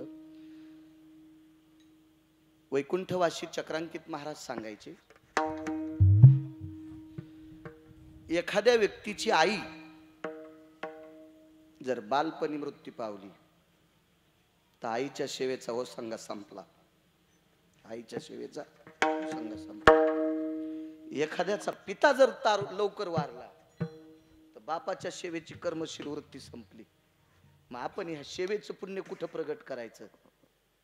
तर या पवित्र हाताने आपल्या उत्पन्नातला खर्च, एखादी कडब्याची पेंढी ज्वारीच्या, मकेची पेंढी हिरवीगार एखाद्या गाईला जर समर्पित केली तर वाडवडिलांच्या सेवेचं पुण्य तिच्या चाऱ्यातून प्राप्त होते. एका गाईच्या यशोदेकडे किती गाई होत्या?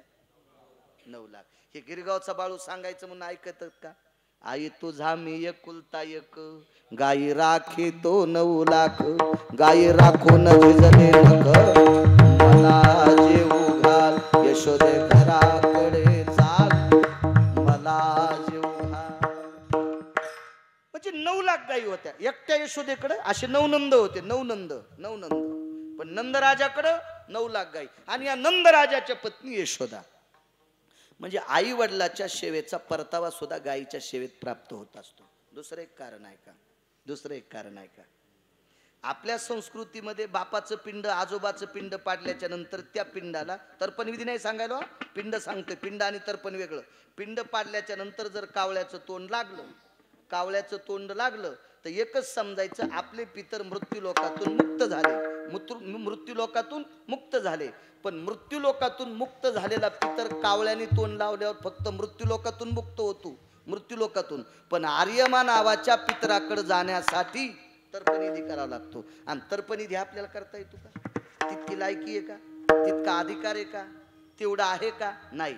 पण तोच नैवेद्य एक गंगेत समर्पित करायचा. सदाव्रत नावाचा विधी सोमनाथ बुवा. आणि एक नैवेद्य पाटावर पिंडा करता ठेवतात. तोच नैवेद्य गावरान तूप लावून जर गाईला समर्पित केला तर तर्पणविधीचं पुण्य प्राप्त होतंय. तर्पणविधीचं. आणि मग तो बाप, तो आजोबा, तो पंजोबा आर्यमा नावाच्या पितरात विलीन होत असतात. मग आर्यमा नावाच्या पितरात विलीन करण्यासाठी गिरगावकराला लाखो जरी वेदाचे मंत्र आले तर गिरगावकरात ती पावर नाही. ती पावर आहे गाईच्या मुखात. आणि तो नैवेद्य गाईला समर्पित केला की त्या कुळातला व्यक्ती आर्यमा नावाच्या पितरात विलीन होत असतो. किती गाई?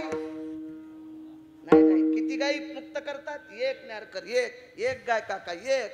आपलं तर्पणविधीचं काम पूर्ण करते. आणि यशोदेकडे किती होत्या? वा. बजाल्या 2 गोष्टी पुन्हा ऐकायचं. बजाल्या 2 गोष्टी. पुढे सरकू. मग अजून बजाव दे. एक सांगतो पुन्हा. आपण जागा घेतो, घर बांधतो.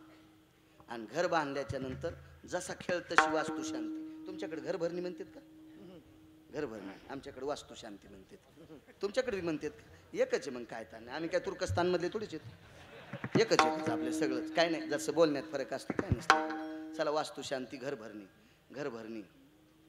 केवढा बंगला असतो? 5000 स्क्वेअर फूट.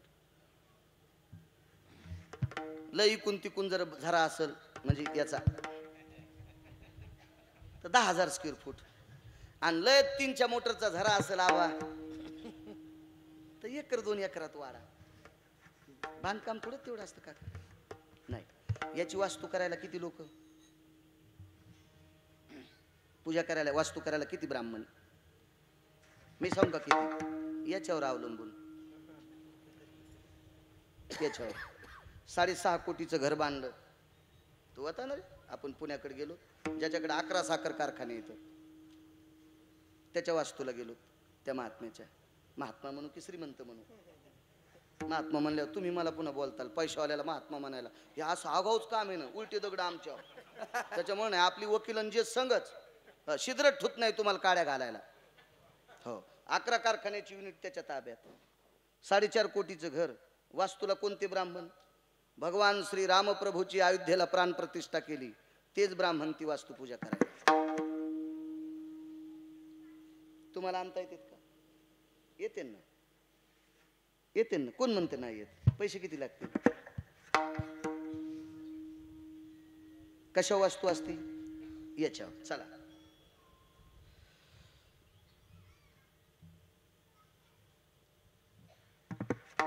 एक जणानं 5दा वास्तू केली, 2दा मी होतो. आता नाही करीत. कोण करता करीत नाही आता कोणाची, घरची करीत नाही तर तुमची कशी करीन. 2दा मी ज्या वेळेला वास्तूला होतो त्यावेळेला 7.5 किलो होतं आपलं. आवरतो सव्रतो प्रिया वास्तू सबुजा भवजायम येत देवतः दोगरगरा सर्वामिद्यां ऋतुजन्या, अशा परिपाठात वास्तुशाली.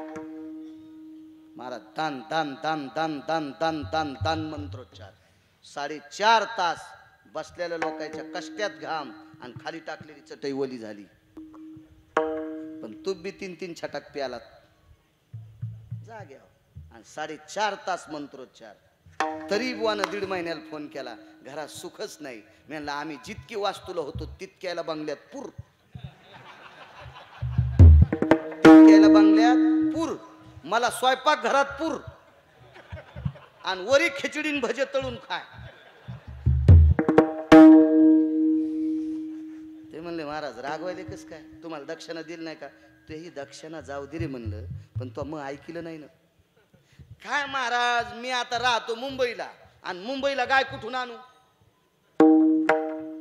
त्याला मी सांगितलं होतं 7-7.5 किलो तूप जाळायला ना, तू 51 किलो जाळलं तरी तुला फायदा नाही. तुला वास्तुपूजा करायच्या दिवशी त्या दिवशीपासून दुसऱ्या दिवशी सकाळपर्यंत तुझ्या बायकोला ॲलर्जी आहे गायीच्या शेणाची, तर चित्रात पण तुझ्या बायकोला गाय पाहू देऊ नको. ती फुल पाकिस्तानी आहे ना. तुझ्या बायकोला चित्रात सुद्धा गाय पाहू दाखवू नको, इतकी फुल पाकिस्तानी आहे. फक्त आज दुपारी 10:30 वाजल्यापासून 2:18 वास्तूचं मुहूर्त होतं. 10:30 वाजल्यापासून तर दुसऱ्या दिवशी सकाळी 7 वाजेपर्यंत त्या बंगल्यात गाय बांध, त्या बंगल्यात गाय बांध. 6.5 कोटीचा बंगला बरं का बा, 6.5 कोटीचा. ते म्हणला गाय भेटत नाही. म्हणलं गिरगावकर पुरला तरी चूक नाही. 4.5 कोटीचं घर वारकरी वा शुद्ध करण्यासाठी एक रात्रीचे आणि अर्ध्या दुपारीचं शेण आणि गोमूत्र जितकं पडल तितकं एका विशिष्ट कोपऱ्यात खाली दफनायचं असतंय आणि त्याच्यावर फरची बसून टाकायची. जागा शुद्ध करायची ताकद किती गायीत एका. यशोदेकडे किती होत्या. चला आता बस झाले 3 पुरावे बस झाले. आता 4 गोळ्या घेतल्यावर घामीन आणि आपल्याला जन्म करायचा पुन्हा आहे का नाही. काही मर्यादा असली पाहिजे. मर्यादा मला सांगा मग एका गायीत इतकी पावर आहे, एका गायीत इतकी पावर, एवढी पावर आहे. तुम्हाला अजून एकदा कारण सांगतो. चला मागच्या कृतात्रेता युगामध्ये मागच्या काय काय करायचं, पाळणा बांधायचा. बापरे तुमचं आता हे नवरदेव मंडपात आल्यावर तिथून पुढे बाशिंगाला सुरुवात. विठाला विठाला विठाला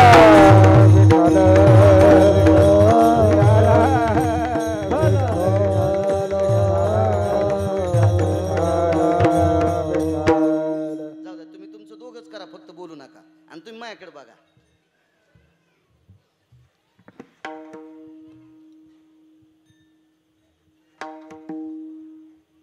मर्यादा पुरुषोत्तम रामचंद्र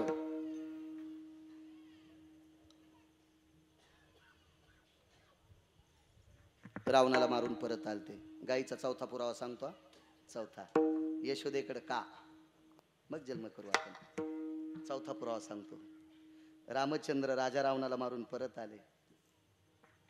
अयोध्येचं स्वराज्याची घडी बसली आणि घडी बसल्याच्या नंतर एका कपडे धुणारानं निंदा केली.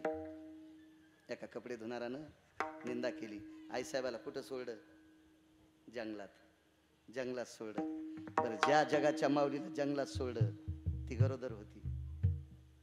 सीता आईसाहेब गरोदर होत्या आणि गरोदर स्त्रीला जंगलात सोडलं. पण महाराज ती पुण्यवान राजाची पोरगी होती. राजा जनकाची कन्या असल्यामुळं तिच्या बापाचं पुण्य होतं. स्वतः लक्ष्मी होती सोडून द्या, स्वयं लक्ष्मी होती सोडून द्या विठ्ठलराव. पण राजा जनकाची कन्या होती. तिच्या बापाला वैदेही जनक म्हणायचे.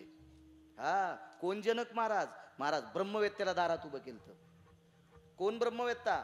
शुकाचार्याचा ज्यानं भागवत सांगून उद्धार केला, राजा परीक्षितीचा भागवत सांगून ज्याने उद्धार केला, त्या शुकाचार्यानं दारात उभं केलं. शुकाने राजा जनकाला सांगा, जनक मी आलो. म्हणले मी म्हणल्या येऊ नका, मी म्हणल्या येऊ नका. राजा परीक्षा सुखदेवांनी विचार केला, मी ब्रह्मवेत्ता आहे. शुक याज्ञवल्क दत्त कपिल मुनी हरीशी जाणून हरी झाले. 4 ब्रह्मवेत्त्यापैकी मी ब्रह्मवेत्ता आहे. हे काय गिरगावचा बाळ आहे का. 4 ब्रह्मवेत्त्यापैकी एक ब्रह्मवेत्ता कोण? शुकाचार्य, व्यासांचे पुत्र. कोण? व्यास, पाराशरांचे पुत्र.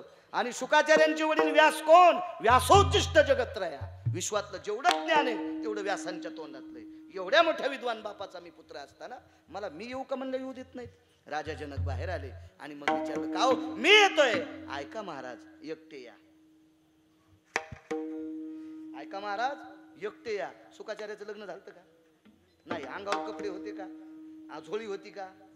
शर्ट होतं का? म्हणजे पाकिटाचा संबंध. पाकिटाचा संबंध तुम्हाला आहे हा? कारण मी शुकाचार्य नाही ना. खूप झालते होय गावकरी. म्हणजे मला सांगा काका, जर शुकाचार्य जनकाच्या घरी आले तर त्रास होता का? काहीच नाही. तरी एकटे या. मी हा शब्द नडला. महाराज इतकं तात्विक काटेकोरपणात ज्याचं जीवन आहे त्याला राजा जनक म्हणतात. आणि त्या जनकाची कन्या होती सीता. त्या राजा जनकाची कन्या होती सीता. महाराज त्या बापानं उदात्तांतकरणानं केलेलं प्रेम माईनं कानात काय सांगितलं होतं? राजा जनकाच्या पत्नीनं कानात काय सांगावं? सीते, सासू सासऱ्याला माय बापा इतकं प्रेम लाव. माय बापा इतकं प्रेम लाव. महाराज राम वनवासाला गेल्याच्या नंतर एखाद्या वेळेस आईची चेष्टा केली पोरानं. राज्यमाता निंदू भरते केली. पण कैकेयीची चेष्टा सीताई साहेबांना डोक्याच्या केसा इतकी पण नाही केली. डोक्याच्या केसा इतकी नाही. वनातून आल्याच्या नंतर पहिलं दर्शन कोण्या सासूचं घेतलं होतं माहिती तुम्हाला? रामायण नका बघू, रामायणात नाही पुरावा सापडायचा तो. दुसऱ्या पुराणात बघा. ज्या वेळेला राम वनवासाहून सीता आईसाहेबाला घेऊन आले त्यावेळेला सर्वात पहिलं दर्शन अयोध्येत प्रवेश केल्याच्या नंतर कैकेयीच्या पायावर डोकं ठेवलं होतं. महाराज माईची आज्ञा इतकी पाळली होती. आणि मातृपितृवच्छलाचा अंतकरणात ठेवणारी माऊली, तिला साधू भेटला. त्या साधूचं नाव आहे रामायण कोणी लिहिलं? वाल्मिकासारखा महात्मा भेटला. गंगेच्या तीरावर असताना आकाशाच्या परपटलानं सांगितलं, बाई आज सासऱ्याचं श्राद्ध आहे. आणि तिथं सीताई साहेबांनी पिंड तर्पण केलं. पिंड तर्पण केल्याच्या नंतर मग साक्षीला कोण? केतकीचं फुल वाहिलं. पितराला लाल फुल वाहत असतात. पितराला दुसऱ्या रंगाचं फुल चालत नाही. लालच फुल पितराला, पिंडाला लालच फुल चालतंय. लालच. तुमच्याकडे दुसऱ्या रंगाचे फुलं असतील तर कुंकू कालवायचं. ते कुंखाच्या पाण्यात ते फुल बुडवायचं. आरक्त पुष्पहम तर्पणो भयस्थिता पिंडो भयो रक्त चंदनास्त ते वच अंगुष्ट. मी काय श्राद्धाचं कीर्तन करीत नाही. मला गाईचं महत्व सांगायचंय. मला महत्व कशाचं सांगायचंय? गाईचं सांगायचंय. गाईचं. कल्पना करा, केतकीचं फुल समर्पित केलं. भ्रष्ट झालं, बेमान झालं. आणि मग गाईला पिंड समर्पित केला. गावरान तुपाचं बोट लावून समर्पित केला. ज्या गंगेत पिंड टाकला होता का ती गंगा सुद्धा विरोधात गेली. म्हणून आज स्वतः त्या गंगेचं पाणी उघडं राहिलं की तिच्यात किडे पडत आहेत. ऐक नाही महाराज, बरोबर आहे ना? आजही त्या गंगेचं पाणी उघडं राहिलं की अनंत पाप्याचं पाप धुणारी गंगा आहे. पण आपल्याला आंघोळ करायची असेल तर वाळू सारायची, मग आंघोळ करायची. आणि पाणी आंघोळीचं झालं की पुन्हा झाकून टाकायचं. उघडं राहिलं, रात्र गेली आणि दुसऱ्या दिवशीचा प्रकाश पडला की त्याच्यात किडे पडतात. खोटं बोलली, खोटं. चला गाईच्या बाबतीत धेनूचं काय अवस्था आहे. आणि गाईला विचारलं, माय काय? गंगेच्या पात्रात उभी होती. आणि गंगेचं पाणी पित असताना त्याच गंगेनं तोंडाला आखड. गाय न बोलल्यामुळं सीताई साहेबांना पुढे शाप दिला, मागून पवित्र होशील, पाठीमागून पवित्र होशील. ऐका पुढे, याचा छोटासा सिद्धांत ऐका. देवाला नैवेद्य ठेवण्यासाठी विद्वान लोकांकडे बघत जा. विद्वानकडे, भंगऱ्याकडे बघत जाऊ नका, थोटांड्याकडे बघत जाऊ नका. निष्ठावंत, वेदोक्त, शास्त्रोक्त, पुराणोक्त, सनातन संस्कृतीतला, भारतीय संस्कृतीतला, आपल्या वैदिक संस्कृतीतला आणि भागवत संप्रदायातला आणि वारकरी संप्रदायातल्या निष्ठावंत लोकांकडे बघा. देवाला नैवेद्य ठेवत असताना चित्र भयो स्थितो हो भयकार हा मंडला स्थिती. आता कशाचं मंडल काढ होतं? गोमूत्राचं. पळसाच्या पानाचा द्रोण होता आणि त्या द्रोणात गोमूत्र होतं आणि गोमूत्राचं मंडल काढलं आणि त्याच्या पिंडाचं तर्पण केलं आणि गोमूत्र गाईच्या हातात घेतलं. सांग. गोमूत्रनं सांगितलं, राजा दशरथाचं पिंड तर्पण आईसाहेबानं केलं. आईसाहेबानं केलं. आईसाहेबानं तिथून पुढं असा न्याय झाला, तिथून पुढं असा न्याय झाला, असा न्याय झाला. बऱ्यापैकी यज्ञ करत असताना पंचामृत केल्याच्या नंतर बऱ्यापैकी यज्ञ करत असताना पंचामृत करत असताना गाईचं कवडी इतकं शेण दह्यात टाकतेत. गाईचं शुद्ध गाईचं कवडी इतकं शेण दह्यात टाकतेत. 2च थेंब गोमूत्र दह्यात टाकतेत आणि हा प्रसाद इतरे जना भक्षंती. हा मग गाईच्या पवित्र शेणाचा 1 कवडी इतका शेणाचा तुकडा पंचामृताची पात्रता शुद्ध करतय. कवडी इतकं शेण एका गाईचं. यशोदेकडे किती होत्या? किती होत्या? बस झाले 4 पुरावे. मग मला सांगा, 1 गाय जर इतकी शुद्ध असेल तर एकट्या यशोदेकडे किती येतात? 9 लाख. आणि मग ती जागा किती शुद्ध, तो वाडा किती शुद्ध, या गाईच्या सानिध्यात राहणारी माणसं किती शुद्ध. ते कोण होते? नंदराज आणि यशोदा. म्हणून जगाचा बाप मायबापाला सोडून यशोदेकडे आला. वैकुंठेचा हरे जय वैकुंठिका हा वैकुंठिका हरी हरे वैकुंठिका काना यशोदा हरी काना यशोदेचा घरी काना यशोदेचा घरी काना यशोदेचा घरी काना यशोदेचा घरी काना यशोदेचा घरी वैकुंठिका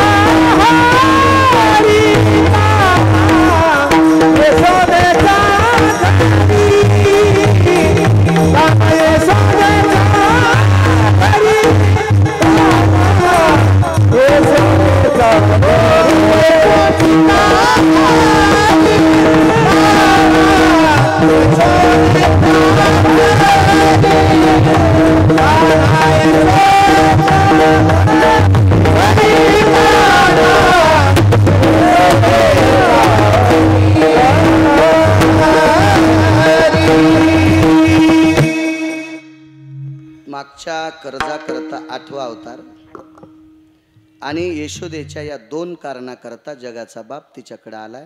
असे प्रचंड कारण आहेत. विद्वान माणसं मला वाटतंय महिना 2 तास फक्त यशोदेच्या घरी का गेला याच्यावर बोलतील. गिरगावचा बाळू 10 दिवस बोलन. येडा येडा तो विद्वान किती दिवस बोलतील. इतकी मोठी ताकद आहे.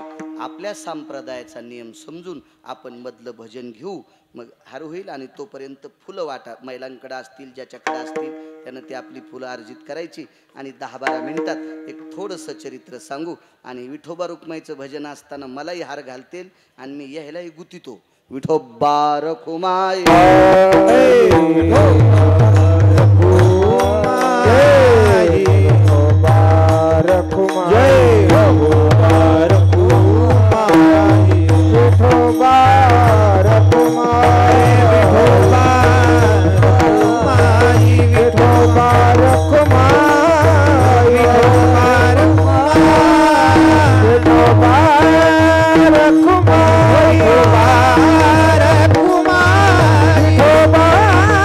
कुमार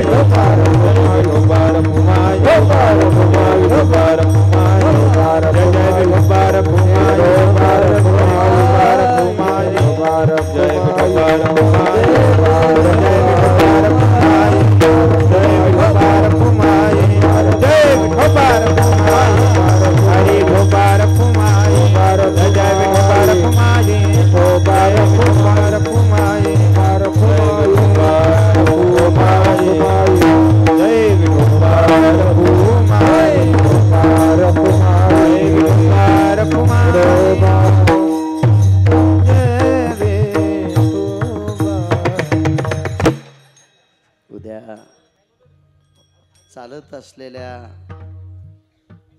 सातारे नगरीतील हा सुवर्ण महोत्सव अखंड हरिनाम सप्ताह या परम पावन ज्ञानदान यज्ञामध्ये महाराष्ट्राच्या मातीमधील एक राजकीय क्षेत्रातलं उत्तुंग व्यक्तिमत्व, मला असं वाटतंय शेतकऱ्याच्या प्रश्नासाठी थोडंसं मंत्रालयामध्ये बऱ्यापैकी प्रश्न मांडतात. बच्चू कडू साहेब सुद्धा उद्या यायलेत ना, त्यांना या नगरीमध्ये त्यांचा सुद्धा उद्या प्रवेश आहे असं गावकऱ्यांच्या वतीनं चिठ्ठी आली. महाराष्ट्र राज्य कांदा उत्पादक शेतकरी संघटनेचे संस्थापक अध्यक्ष माननीय श्री भारतजी दिघोळे साहेब हे सुद्धा येणार आहेत. बरोबर ना? याची सुद्धा दखल घ्या. विश्वाच्या मालकाचा आज जन्म आहे. फुलं आहेत का सगळ्यांकडे? नाही, आपण घातलेला हार नाही टाकायचा.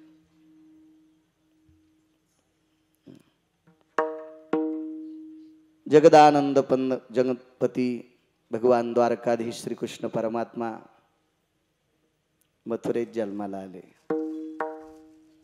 8 वर्षाची मूर्ती आहे. अवतार 8वा आहे. वय सुद्धा 8 वर्षाचं आहे. तिथी सुद्धा अष्टमी आहे. ऋतू वर्ष आहे. नक्षत्र रोहिणी आहे. महिना श्रावण आहे. वंश चंद्रवंश आहे. मग चंद्रवंशात जन्माला आले. या वंशाची सुरुवात चंद्राला तारामातेपासून प्राप्त झालेला बुध नावाचा पुत्र काका. बुद्धी प्रगल्भ होता, नाव बुध ठेवलं. आणि या तारेपासून प्राप्त झालेल्या चंद्राला पुत्र जो बुध, यापासून पुढची संतती चंद्रवंश म्हणतात. एरवीचे सर्व अवतार सूर्याच्या प्रकाशात झाले. एकच असा अवतार आहे, अंशात्मक अवतार 24 झाले. त्याच्यात राम आणि कृष्ण हे 2 पूर्ण अवतार आहेत. पण राम अवतार सुद्धा सूर्याच्या प्रगतीत त्याच्यात झाला. पण 8वा अवतार जगदानंद कंद जगतपती द्वारकाधीश श्रीकृष्ण परमात्म्याचा हा नारायणाचा अवतार रात्री झाला. कारण चंद्रवंश आहे. रात्री होण्याचं दुसरं एक कारण आहे, अज्ञानाचा अंधकार संपवायचा होता. अज्ञानाचा अंधकार संपवायचा होता. ज्ञानाचा प्रकाश पाडायचा होता. अज्ञानाचे अंधकार संपवायचा होता. म्हणून रात्री जन्माला आले. रात्री जन्माला येण्याचं कारण अष्टमीच्या दिवशी फार उशिरा कोरीचं दर्शन आहे. त्याला आनंद वाटावा चंद्राला, याच्याकरता रात्री दर्शन. नक्षत्र रोहिणीच का पाहिलं? आजन जन्म धात्री नक्षत्र आहे. अयोनी संभव आहे, याच्याकरता रोहिणी नक्षत्रावर जन्माला आला. याचं दुसरं एक कारण आहे, चंद्राला पत्न्या 27 आणि 27 पत्न्यापैकी ज्येष्ठ पत्नीचं नाव होतं रोहिणी. याच्याकरता रोहिणी नक्षत्रावर. अजून एक कारण आहे का? भगवान श्रीकृष्ण परमात्म्याला माता 12, आई किती? 12. त्याच्यापैकी एका आईचं नाव रोहिणी. नंदाकड ठेवलं त्या आईचं नाव काय होतं? रोहिणी. बलराम दादा तिला झाले, तिचं नाव काय? रोहिणी. जिच्या पोटात 7वा गर्भ नेऊन घातला तिचं नाव रोहिणी. आणि हिलाही जरासा आनंद वाटावा याच्याकरता रोहिणी नक्षत्रावर. जगाचा बाप रोहिणी नक्षत्रावर जन्माला आले. रात्री का जन्माला आले? वर्षा ऋतूत का जन्माला आले? कधी भागवत ऐका, लक्षात येईल आपल्याला. 5-4 मिनिटात किती सांगता येईल. बैल 2 आणि जमीन 400 एकर. होय, अशी इतकी पाळी घालता येत असती का? होय, अशी शक्य नसती ना. मोजके आता जसं घालल तशी मी भोट्या घालीत नाही, उभट्याच घालतो म्हणा. मग पाळी कमी होत असती. योग पहा, लक्षात घ्या. जन्माला आल्याबरोबर 8 वर्षाची मूर्ती आहे. मला इथं ठेवू नका, नंदाच्या घराला मज नेई गोकुळाला. मग मला उचला इथून. लपवा लपवा जगजेटी. बऱ्यापैकी प्रेम उतुंगात आलं. पण सांगितलं झणी कंसाची कळेल आणि माझ्या बाळाशी मारील. यानं 6 मारले. आता जर कंसाला कळालं तर याला मारील. याच्यापेक्षा लपून ठेवलं. हे लपत असतं का? शेपाळ मोहून टाकले. झोपले नव्हते बरं, मोहून टाकले होते. मोहून मोहून मोहले होते. मग ते त्यांना काही कळलं गेलं. हे कंसाचे रखवाल होते पण मोहून टाकले. हातापायातल्या बेड्या गळाल्या. बाहेर आल्याच्या नंतर आज जो पाऊस पडला का, हे शुभतेचं लक्षण आहे बरं का. तुम्हाला किती मानायचं ते तुम्ही तुमचं ठरवा. तुम्हाला कितपत मानायचं ते तुम्ही तुमचं ठरा. पण अज्ञानी बाळूने केलेल्या अभ्यासाच्या नुसार सांगतो, माझ्या लहानपणापासून मी पुरावा ऐकतो मोठ्यांचा. 10-15 दिवसाची जर खंडवृष्टी असेल तर लोक म्हणायचे गोकुळाष्टमीच्या दिवशी आपलं समाधान होईल. गोकुळाष्टमीच्या दिवशी आपलं समाधान होईल. शुभतेचं लक्षण आहे. 10-15 दिवसाचा पाऊस नसेल आणि पंचमी आली असेल तर लोक म्हणायचे नागाची फडी भिजण्यासाठी येतो, आपली भूमाता भिजवील. शुभतेचं लक्षण आबा, शुभतेचं लक्षण होतं. काही काय शास्त्र शुद्धता आहे महाराज. पर्जन्य पडणं हे शुभतेचं लक्षण आहे. रक्ताचा पाऊस पडणं अशुभतेचं लक्षण आहे. खंडवृष्टी होणं अशुभतेचं दुष्काळाचं लक्षण आहे. देशावर संकट येत असतं आणि पर्जन्य पडणं ओला दुष्काळ परवडा. ओला दुष्काळ परवडा. कारण ओल्या जागेवर बरेपैकी पिकं येत असतात पण कोरड्यात काहीच येत नसतं. कोरड्यात काय येत असतं माहिती का? केतकीचे झाड. कोरड्यात काय येतंय? केतकीचे झाड. आणि केतकीचे झाड सानप कशाला वापरायचे? गहू बांधायला. आणि कोरड्यात गहू येतो का? कोरड्यात गहू येतो का? नाही. मग कोरड्यात काय येते? केतकी. मग केतकीची दोरी केली तर फाशी घ्यायची का? मग पाऊस कशाचं लक्षण आहे? आणि देवाच्या जन्माच्या वेळेस पडतोय, हे शुभतेचं लक्षण आहे. ठीक आहे, मला माहिती आहे अजून याच्या 3 पटीनं माणसं आले असते गिरगावकराचा बाजार पाहायला. हे मी मान्य करू शकतो, मान्य करू शकतो. हे पण कमी नाहीत. हे बी वरी घेतले नसते तर तुम्हाला जागा नव्हतीच. हे पण कमी नाहीत इतक्या पावसात बी. पण एक लक्षात ठेवा, पुन्हा आहेतच का तिकडं? बर बर बर. ज्याच्या नशिबाचा जोर त्याचा कुंदा खांदी चोर. हो, हे शुभतेचं लक्षण आहे पावसाचं. चला, विश्वाचा बाप जन्माला आला त्यावेळेला पाऊस पडत होता पण पाण्याचा नाही. पाऊस कशाचा पडला? अमृताचा. अमृताचा पाऊस पडला, शेषाला राग आला. आज अजित परमात्मा आहे. दुसऱ्याचं दुःख दूर करण्याची ताकद ज्याच्यात आहे त्याला अमृत काय करायचं? वरती छाया धरी शेष आणि वरी शेषान छाया धरली. तुम्ही कृष्ण जन्माचा फोटो पहा, त्याच्यावर अशी छाया धरलेली. वसुदेवाच्या डोक्यावर शेषानं छाया धरली आणि पुढे चलत होते. अमृत म्हणलं शेष, ते म्हणलं काय नाही, अमृताचा स्पर्शच होत येत नाही. म्हणले का? अरे अमृतच त्याच्यापासून निर्माण आहे. अमृत कोणापासून निर्माण आहे? त्याच्यापासून. आणि त्याला अमृत काय करायचं? पुढे यमुना नावाची नदी, 350 गंगापैकी एक गंगा, सागराची पत्नी, सागराची पत्नी यमुना, मृथा काळाची बहीण यमुना.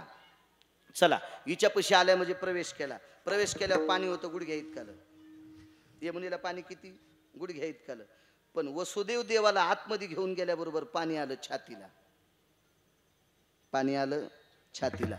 सासू जावायच्या पाया पडत असती का जावाई सासूच्या पडत असतो? सांगा ना मोठी माय. जावाई सासूच्या पाय पडत असतो. करदुडा नारळाचा खोबळा 100 रुपये. दूध विकणारी असल तर आहेराला कपडे. आणि नवऱ्याच्या माघारी मका विकणारी असल तर अंगठी. पण कधी कधी जावाई पाया पडला तर, जावाई जर बुटा हरपिणारा असेल तर सासू अंगठी करते का? जावाई जर बुटा हरपिणारा असेल तर नाही. सासूच्या पोरीला मारणारा असेल तर, तिच्या पोरीला साडी टायमाला घेणारा नसेल तर नाही. जावाई पाया पडला तर सासू पैसे देती. इथं सासूच जावायच्या पाया पडायली. सासू कोणाच्या पाया पडायली? जावायच्या. लक्ष्मी कोणाची कन्या आहे? समुद्राची. समुद्राच्या पत्न्या कोण? नद्या. मग लक्ष्मीच्या कोण? आई. मग कृष्ण परमात्म्याची कोण? सासू. मग सासू जावायच्या पाया पडायली. पुर चढला त्याशी लाविला दुभंगली. श्रुतीने विचारलं सरितेला, यमुने जावायचं दर्शन. सासून सांगितलं सासूचा दर्जा नीट ठेवायची ताकदच जावायते. सासूचा सासू पण दर्जा ठेवायची ताकद जावायते. नदीला किंमत कधी असते? आटल्यावर का पाणी असल्यावर? पाणी असल्यावर. गाईला किंमत दूध असल्यावर. वा. झाडाला किंमत फळ असल्यावर, मंदिराला किंमत देव असल्यावर, वाड्याला किंमत लेकरं असल्यावर.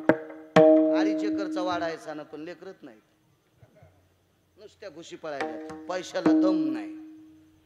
गेह बालबिना, धेनू शिरबिना, तरु फलबिना, नदी निरबिना.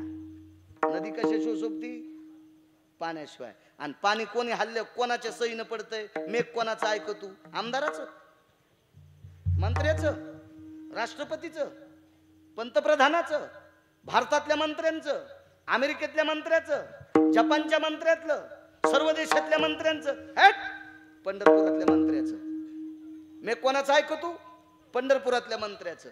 मेघ पंढरपुरातल्या मंत्र्याचं ऐकल्याशिवाय पडतो का? नाही. मग त्या मंत्र्यानं सांगितल्यावर मेघ पडतो. मेघ म्हणजे काय? पाऊस. आणि मेघ पाऊस हा पंढरपुरातल्या मंत्र्यानं म्हणजे इच्छा जावायानं सांगितल्यावर पाऊस पडतो. आणि पाऊस पडल्यावर नद्या भरतात. येऊन काय म्हणली? माझी किंमत राहण्याची ताकदच जावाय येते. मग माझी किंमत कायमस्वरूपी राहावा म्हणून जावायच्या पाया पडते. काय नवले जीवनात जगातली पहिली सासू आहे, जावायच्या पाया पडली. बऱ्याच पडत्यात ना, चांडाळा सांभाळणं माया पोरी नीट. अरे तू धड म्हणून देल ती ना बापा. हे पण न वेगळं, हे पण न वेगळं, हे पण न वेगळं. सासूत वजन राहावा ही जावयात ताकद आहे. याच्या करता दर्शन घेतलं. पुरं चढला चाट त्याशी लावेला. जन्म हा मथुरेत कधीच करायचा नाही बरं. हा, मथुरा अपवित्र कशाने होती? उग्रसेन चांगले होते महाराज, उग्रसेन चांगले होते. मथुरा 3 लोकांच्या पापानं पापिष्ट होती. 3 लोकांच्या. कारण आस्ती आणि प्राप्ती ह्या जरासंधाच्या कट्ट्या होत्या. जी सून सासू सासऱ्याची संपत्ती घेऊन सासू सासऱ्याला जेवायला देत नाही, ती सून माणसाची जरी असेल तर तिच्यावर जरासंधाची सावली पडली समजायचं. जरासंधाच्या 2 पोट्ट्या, एकीचं नाव आस्ती, एकीचं नाव प्राप्ती. ह्या कंसाच्या बायका, उत्तमा कंसाच्या बायका. या येईनं सांगितलं नवऱ्याला, मला सासू सासरे आवडत नाही. आणि पोट्ट किती हरामखोर. देवाचे मायबाप बंदी शाळेत टाकलं, देवाला काय नाही वाटत हो? अहो ते कवा बी सोडीन ना, ते कधी बी सोडीन ना. काय ताण घ्यायचा त्याचा? त्याला काय चिंता आहे? पण सगळ्यात मोठा देवाला राग होता कंसा. त्यानं स्वतःचे मायबाप अंधार कोठडीत टाकले होते. आणि मायबापाचा द्वेष करणारी लेकरं ज्या गावात जास्त असतात ती भूमी अपवित्र असते. ती भूमी अपवित्र असते. आणि देव त्या भूमीत जरी प्रगटला तर उत्सव त्याचा होत नाही. ती भूमी या 3 कारणांना अपवित्र. अजून उपकारण 3 होते. धारूरकर शास्त्री सांगायचे, वेळ झाला ना महाराज, आहे का नाही? सगळा स्वयंपाक झाल्या माणसाने जेवायला बसलं पाहिजे. आणि उगत लांबिलं ना मग पाऊस आल्या का वाढायचं? आपला टाइम संपला, वेळ झाली, योग असा आला. आणि मग त्या पापामुळे तिथं उत्सव नाही. यमुनेकून पैल तीराला आले. यशोदेच्या वाड्याचा 1 दरोजा उघडा होता. 1 दरोजा, दरोजे 4. एका दरोज्यातून कधी आले ते रात्री 1 वाजता गाईला वैरण टाकायचे. म्हणजे गौभक्त होते नंदराज, गौ उपासक होते महाराज. 9 लाख गाई म्हणल्या जमीन किती असेल विठ्ठलराव? सांगता येईल का सानप? अरे सांगता येते का? ए योगेश सांगता येते का? काका कशी सांगता येईल? 9 लाख गाई म्हणल्यावर 2 गाई पाळल्या तर जमीन लागेल का नाही? आणि दुसऱ्याच्या बांधा. आणि तुमच्या नाशिक जिल्ह्यात इतकालेच बांध.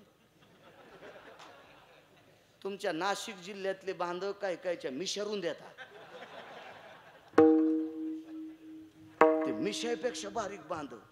काही काही ठिकाणी तुमच्याकडे डांबराव मका लावल्यात. हो, इतकुलेच रस्ते. आम्ही तिकडे गेलोत ना ते फराळ करायला, तर आमच्या ड्रायव्हरला म्हणलं, बाळू जराशी खाली गेली ना, बाळू जराशी बी आपली गाडी खाली गेली ना, जेसीबीचं अन्न वडायला बाबा. गाडीच्या फेस फेस रोड. हो, फेस फेस म्हणजे त्या ह्याच्यावर घेतलं म्हणजे तुम्ही लय मस्त खसखस पिकली. तुम्ही लय तुकाराम महाराजाचे चुलते आहेत का? तुमच्याकडले 200-200 फुटाचे रोड आहेत का? पा पा पा मगर कर तुम्हाला हसायला. तेव्हा अशी भावकी असती. ही भावकी फक्त उचलायची आणि पेटवायच्याच कामी.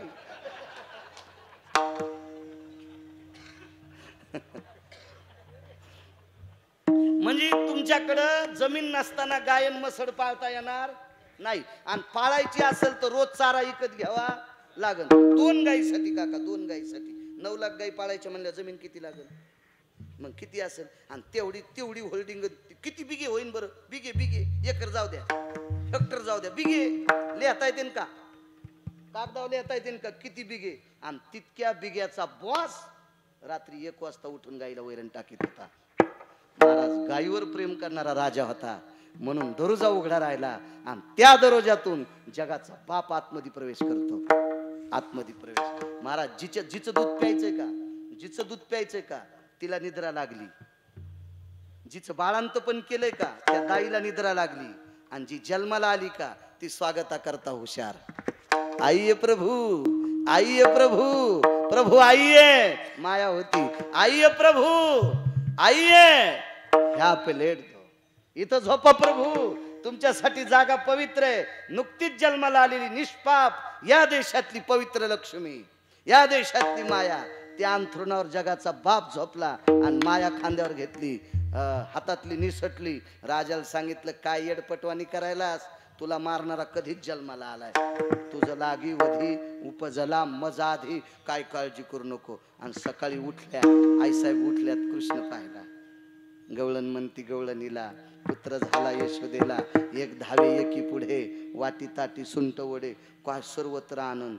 नंदजी को पुत्र भयो, जय कन्हैया लाल की, हाती दिने घोडे दिने, दिने दिने पाल की. काय काय महाराज किती मोठा आनंद. आता स्वर्गातल्या देवता पुष्पाच्या उंजळी घेऊन आल्या. पुष्पाच्या उंजळी. गाईला एकच पाय राहिला, धर्म नावाचा पाय तुटला, नीती नावाचा पाय तुटला, ते चारी पाय तुटले. आणि बिन पायाची गाय, चारी पाय तुटले, एक पाय शिल्लक होता ते पण पाय तुटला. आणि ते पाय तुटल्याच्या नंतर उत्तम दादा आकाशाकडे पाहिलं, देवाला सांगितलं, देवा सगळे पाय तुटले रे, सगळे पाय तुटले, आता बोझ सांभाळणं होत नाही. पृथ्वीनं गाईचं रूप घेतलं होतं, पृथ्वीनं गाईचं रूप घेतलं होतं. मला आता हे पाप सहन होत नाही, बघणं देवा, बघणं देवा.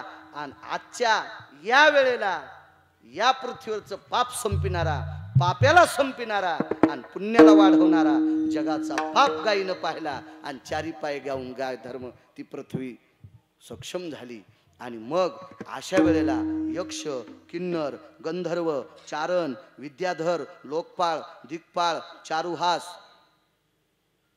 परमहंस, ब्रह्मदेव, भगवान शिवजी, इंद्र, शची, जयंत, जयंती, गणेश, सिद्धी, या सर्व देवता हातात अंजुळी घेऊन, हातात अंजुळी घेऊन.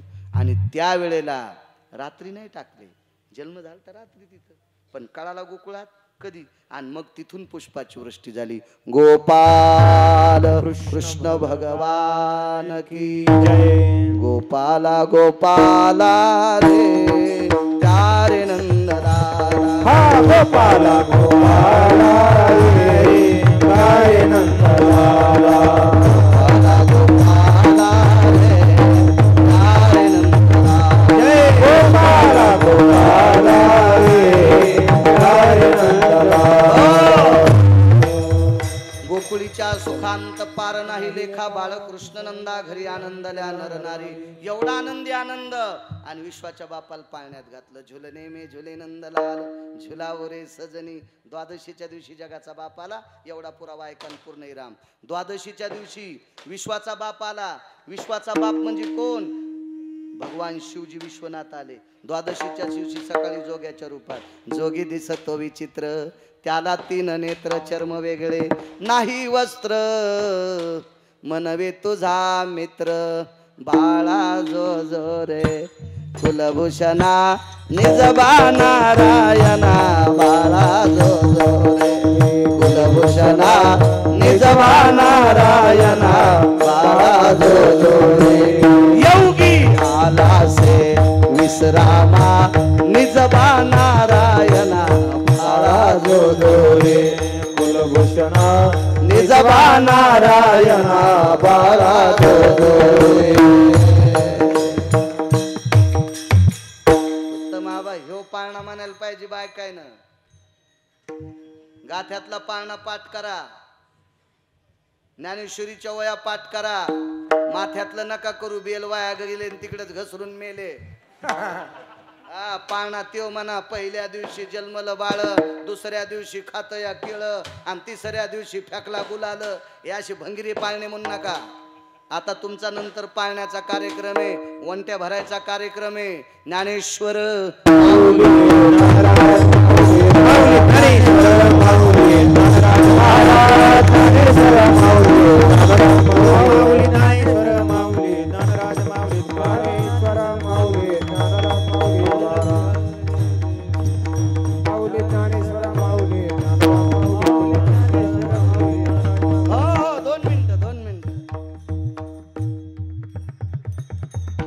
आदरणीय हरिभक्ती परायण मनोहर बाबूराव मखरे, तुम्ही माझं यजमानपद घेतलं, मला याच्याबद्दल तिळा इतका आनंद नाही, पण मला एवढा मोठा आनंद आहे तुम्ही आज पवित्र पर्वणीवर माळ घातली. उठू नका 2 मिनिटं. आता मी महाराष्ट्रात जरी फिरणारा महाराज असेल तरी पण तुमच्या पाया पडू शकतो, कारण तुम्ही आमच्यात आलात. हो, फटाकडावाले मंडपाजवळ फोडू नका. मला सगळ्यात मोठा आनंद माझं यजमानपद ज्यांनी घेतलंय ते वारकरी झालेत, आणि आज आबा आजच्या पवित्र पर्वणीवर झालेत. आणि दुसरी गोष्ट, महाराष्ट्रभर वारकरी संप्रदायाचं काम प्रचाराच्या माध्यमानं, युट्यूबच्या माध्यमानं, गरजा महाराष्ट्र माझा हे चॅनल अजय लबडे करतात. तरुण तडफदार मुलगा फार दिवसापासून बसत होता, एक दिवशी गुच्चा द्यायला, अजय मला खेटून गाडीत बसतोस रे, पण माळ नाही तुला, माळ नाही तुला, माळ नाही. आणि मग कालच्या वारीला आम्ही पंढरीला गेलो, दर महिन्याच्या वारीला जातो, शुद्ध वारीला, आणि मग पंढरपुरात माळ घेतली, मला घाला, मी म्हणलं ठुई न खिशात. हो, डॉक्टरनं ऑपरेशन कवा करावा, रक्ताची चाचणी करावा, शुगरची तपासणी करावा, ते फोटो काढावा, आणि मग अनेस्थियाचं इंजेक्शन द्यावा, आणि मग चिरा. मी कालच्या शुद्ध एकादशी पासून त्याला भूल दिलती, आज ती भूल लागू झाली, आणि आज ऑपरेशन केलं ना अजय माळकरी झाला. विठ्ठल जय जय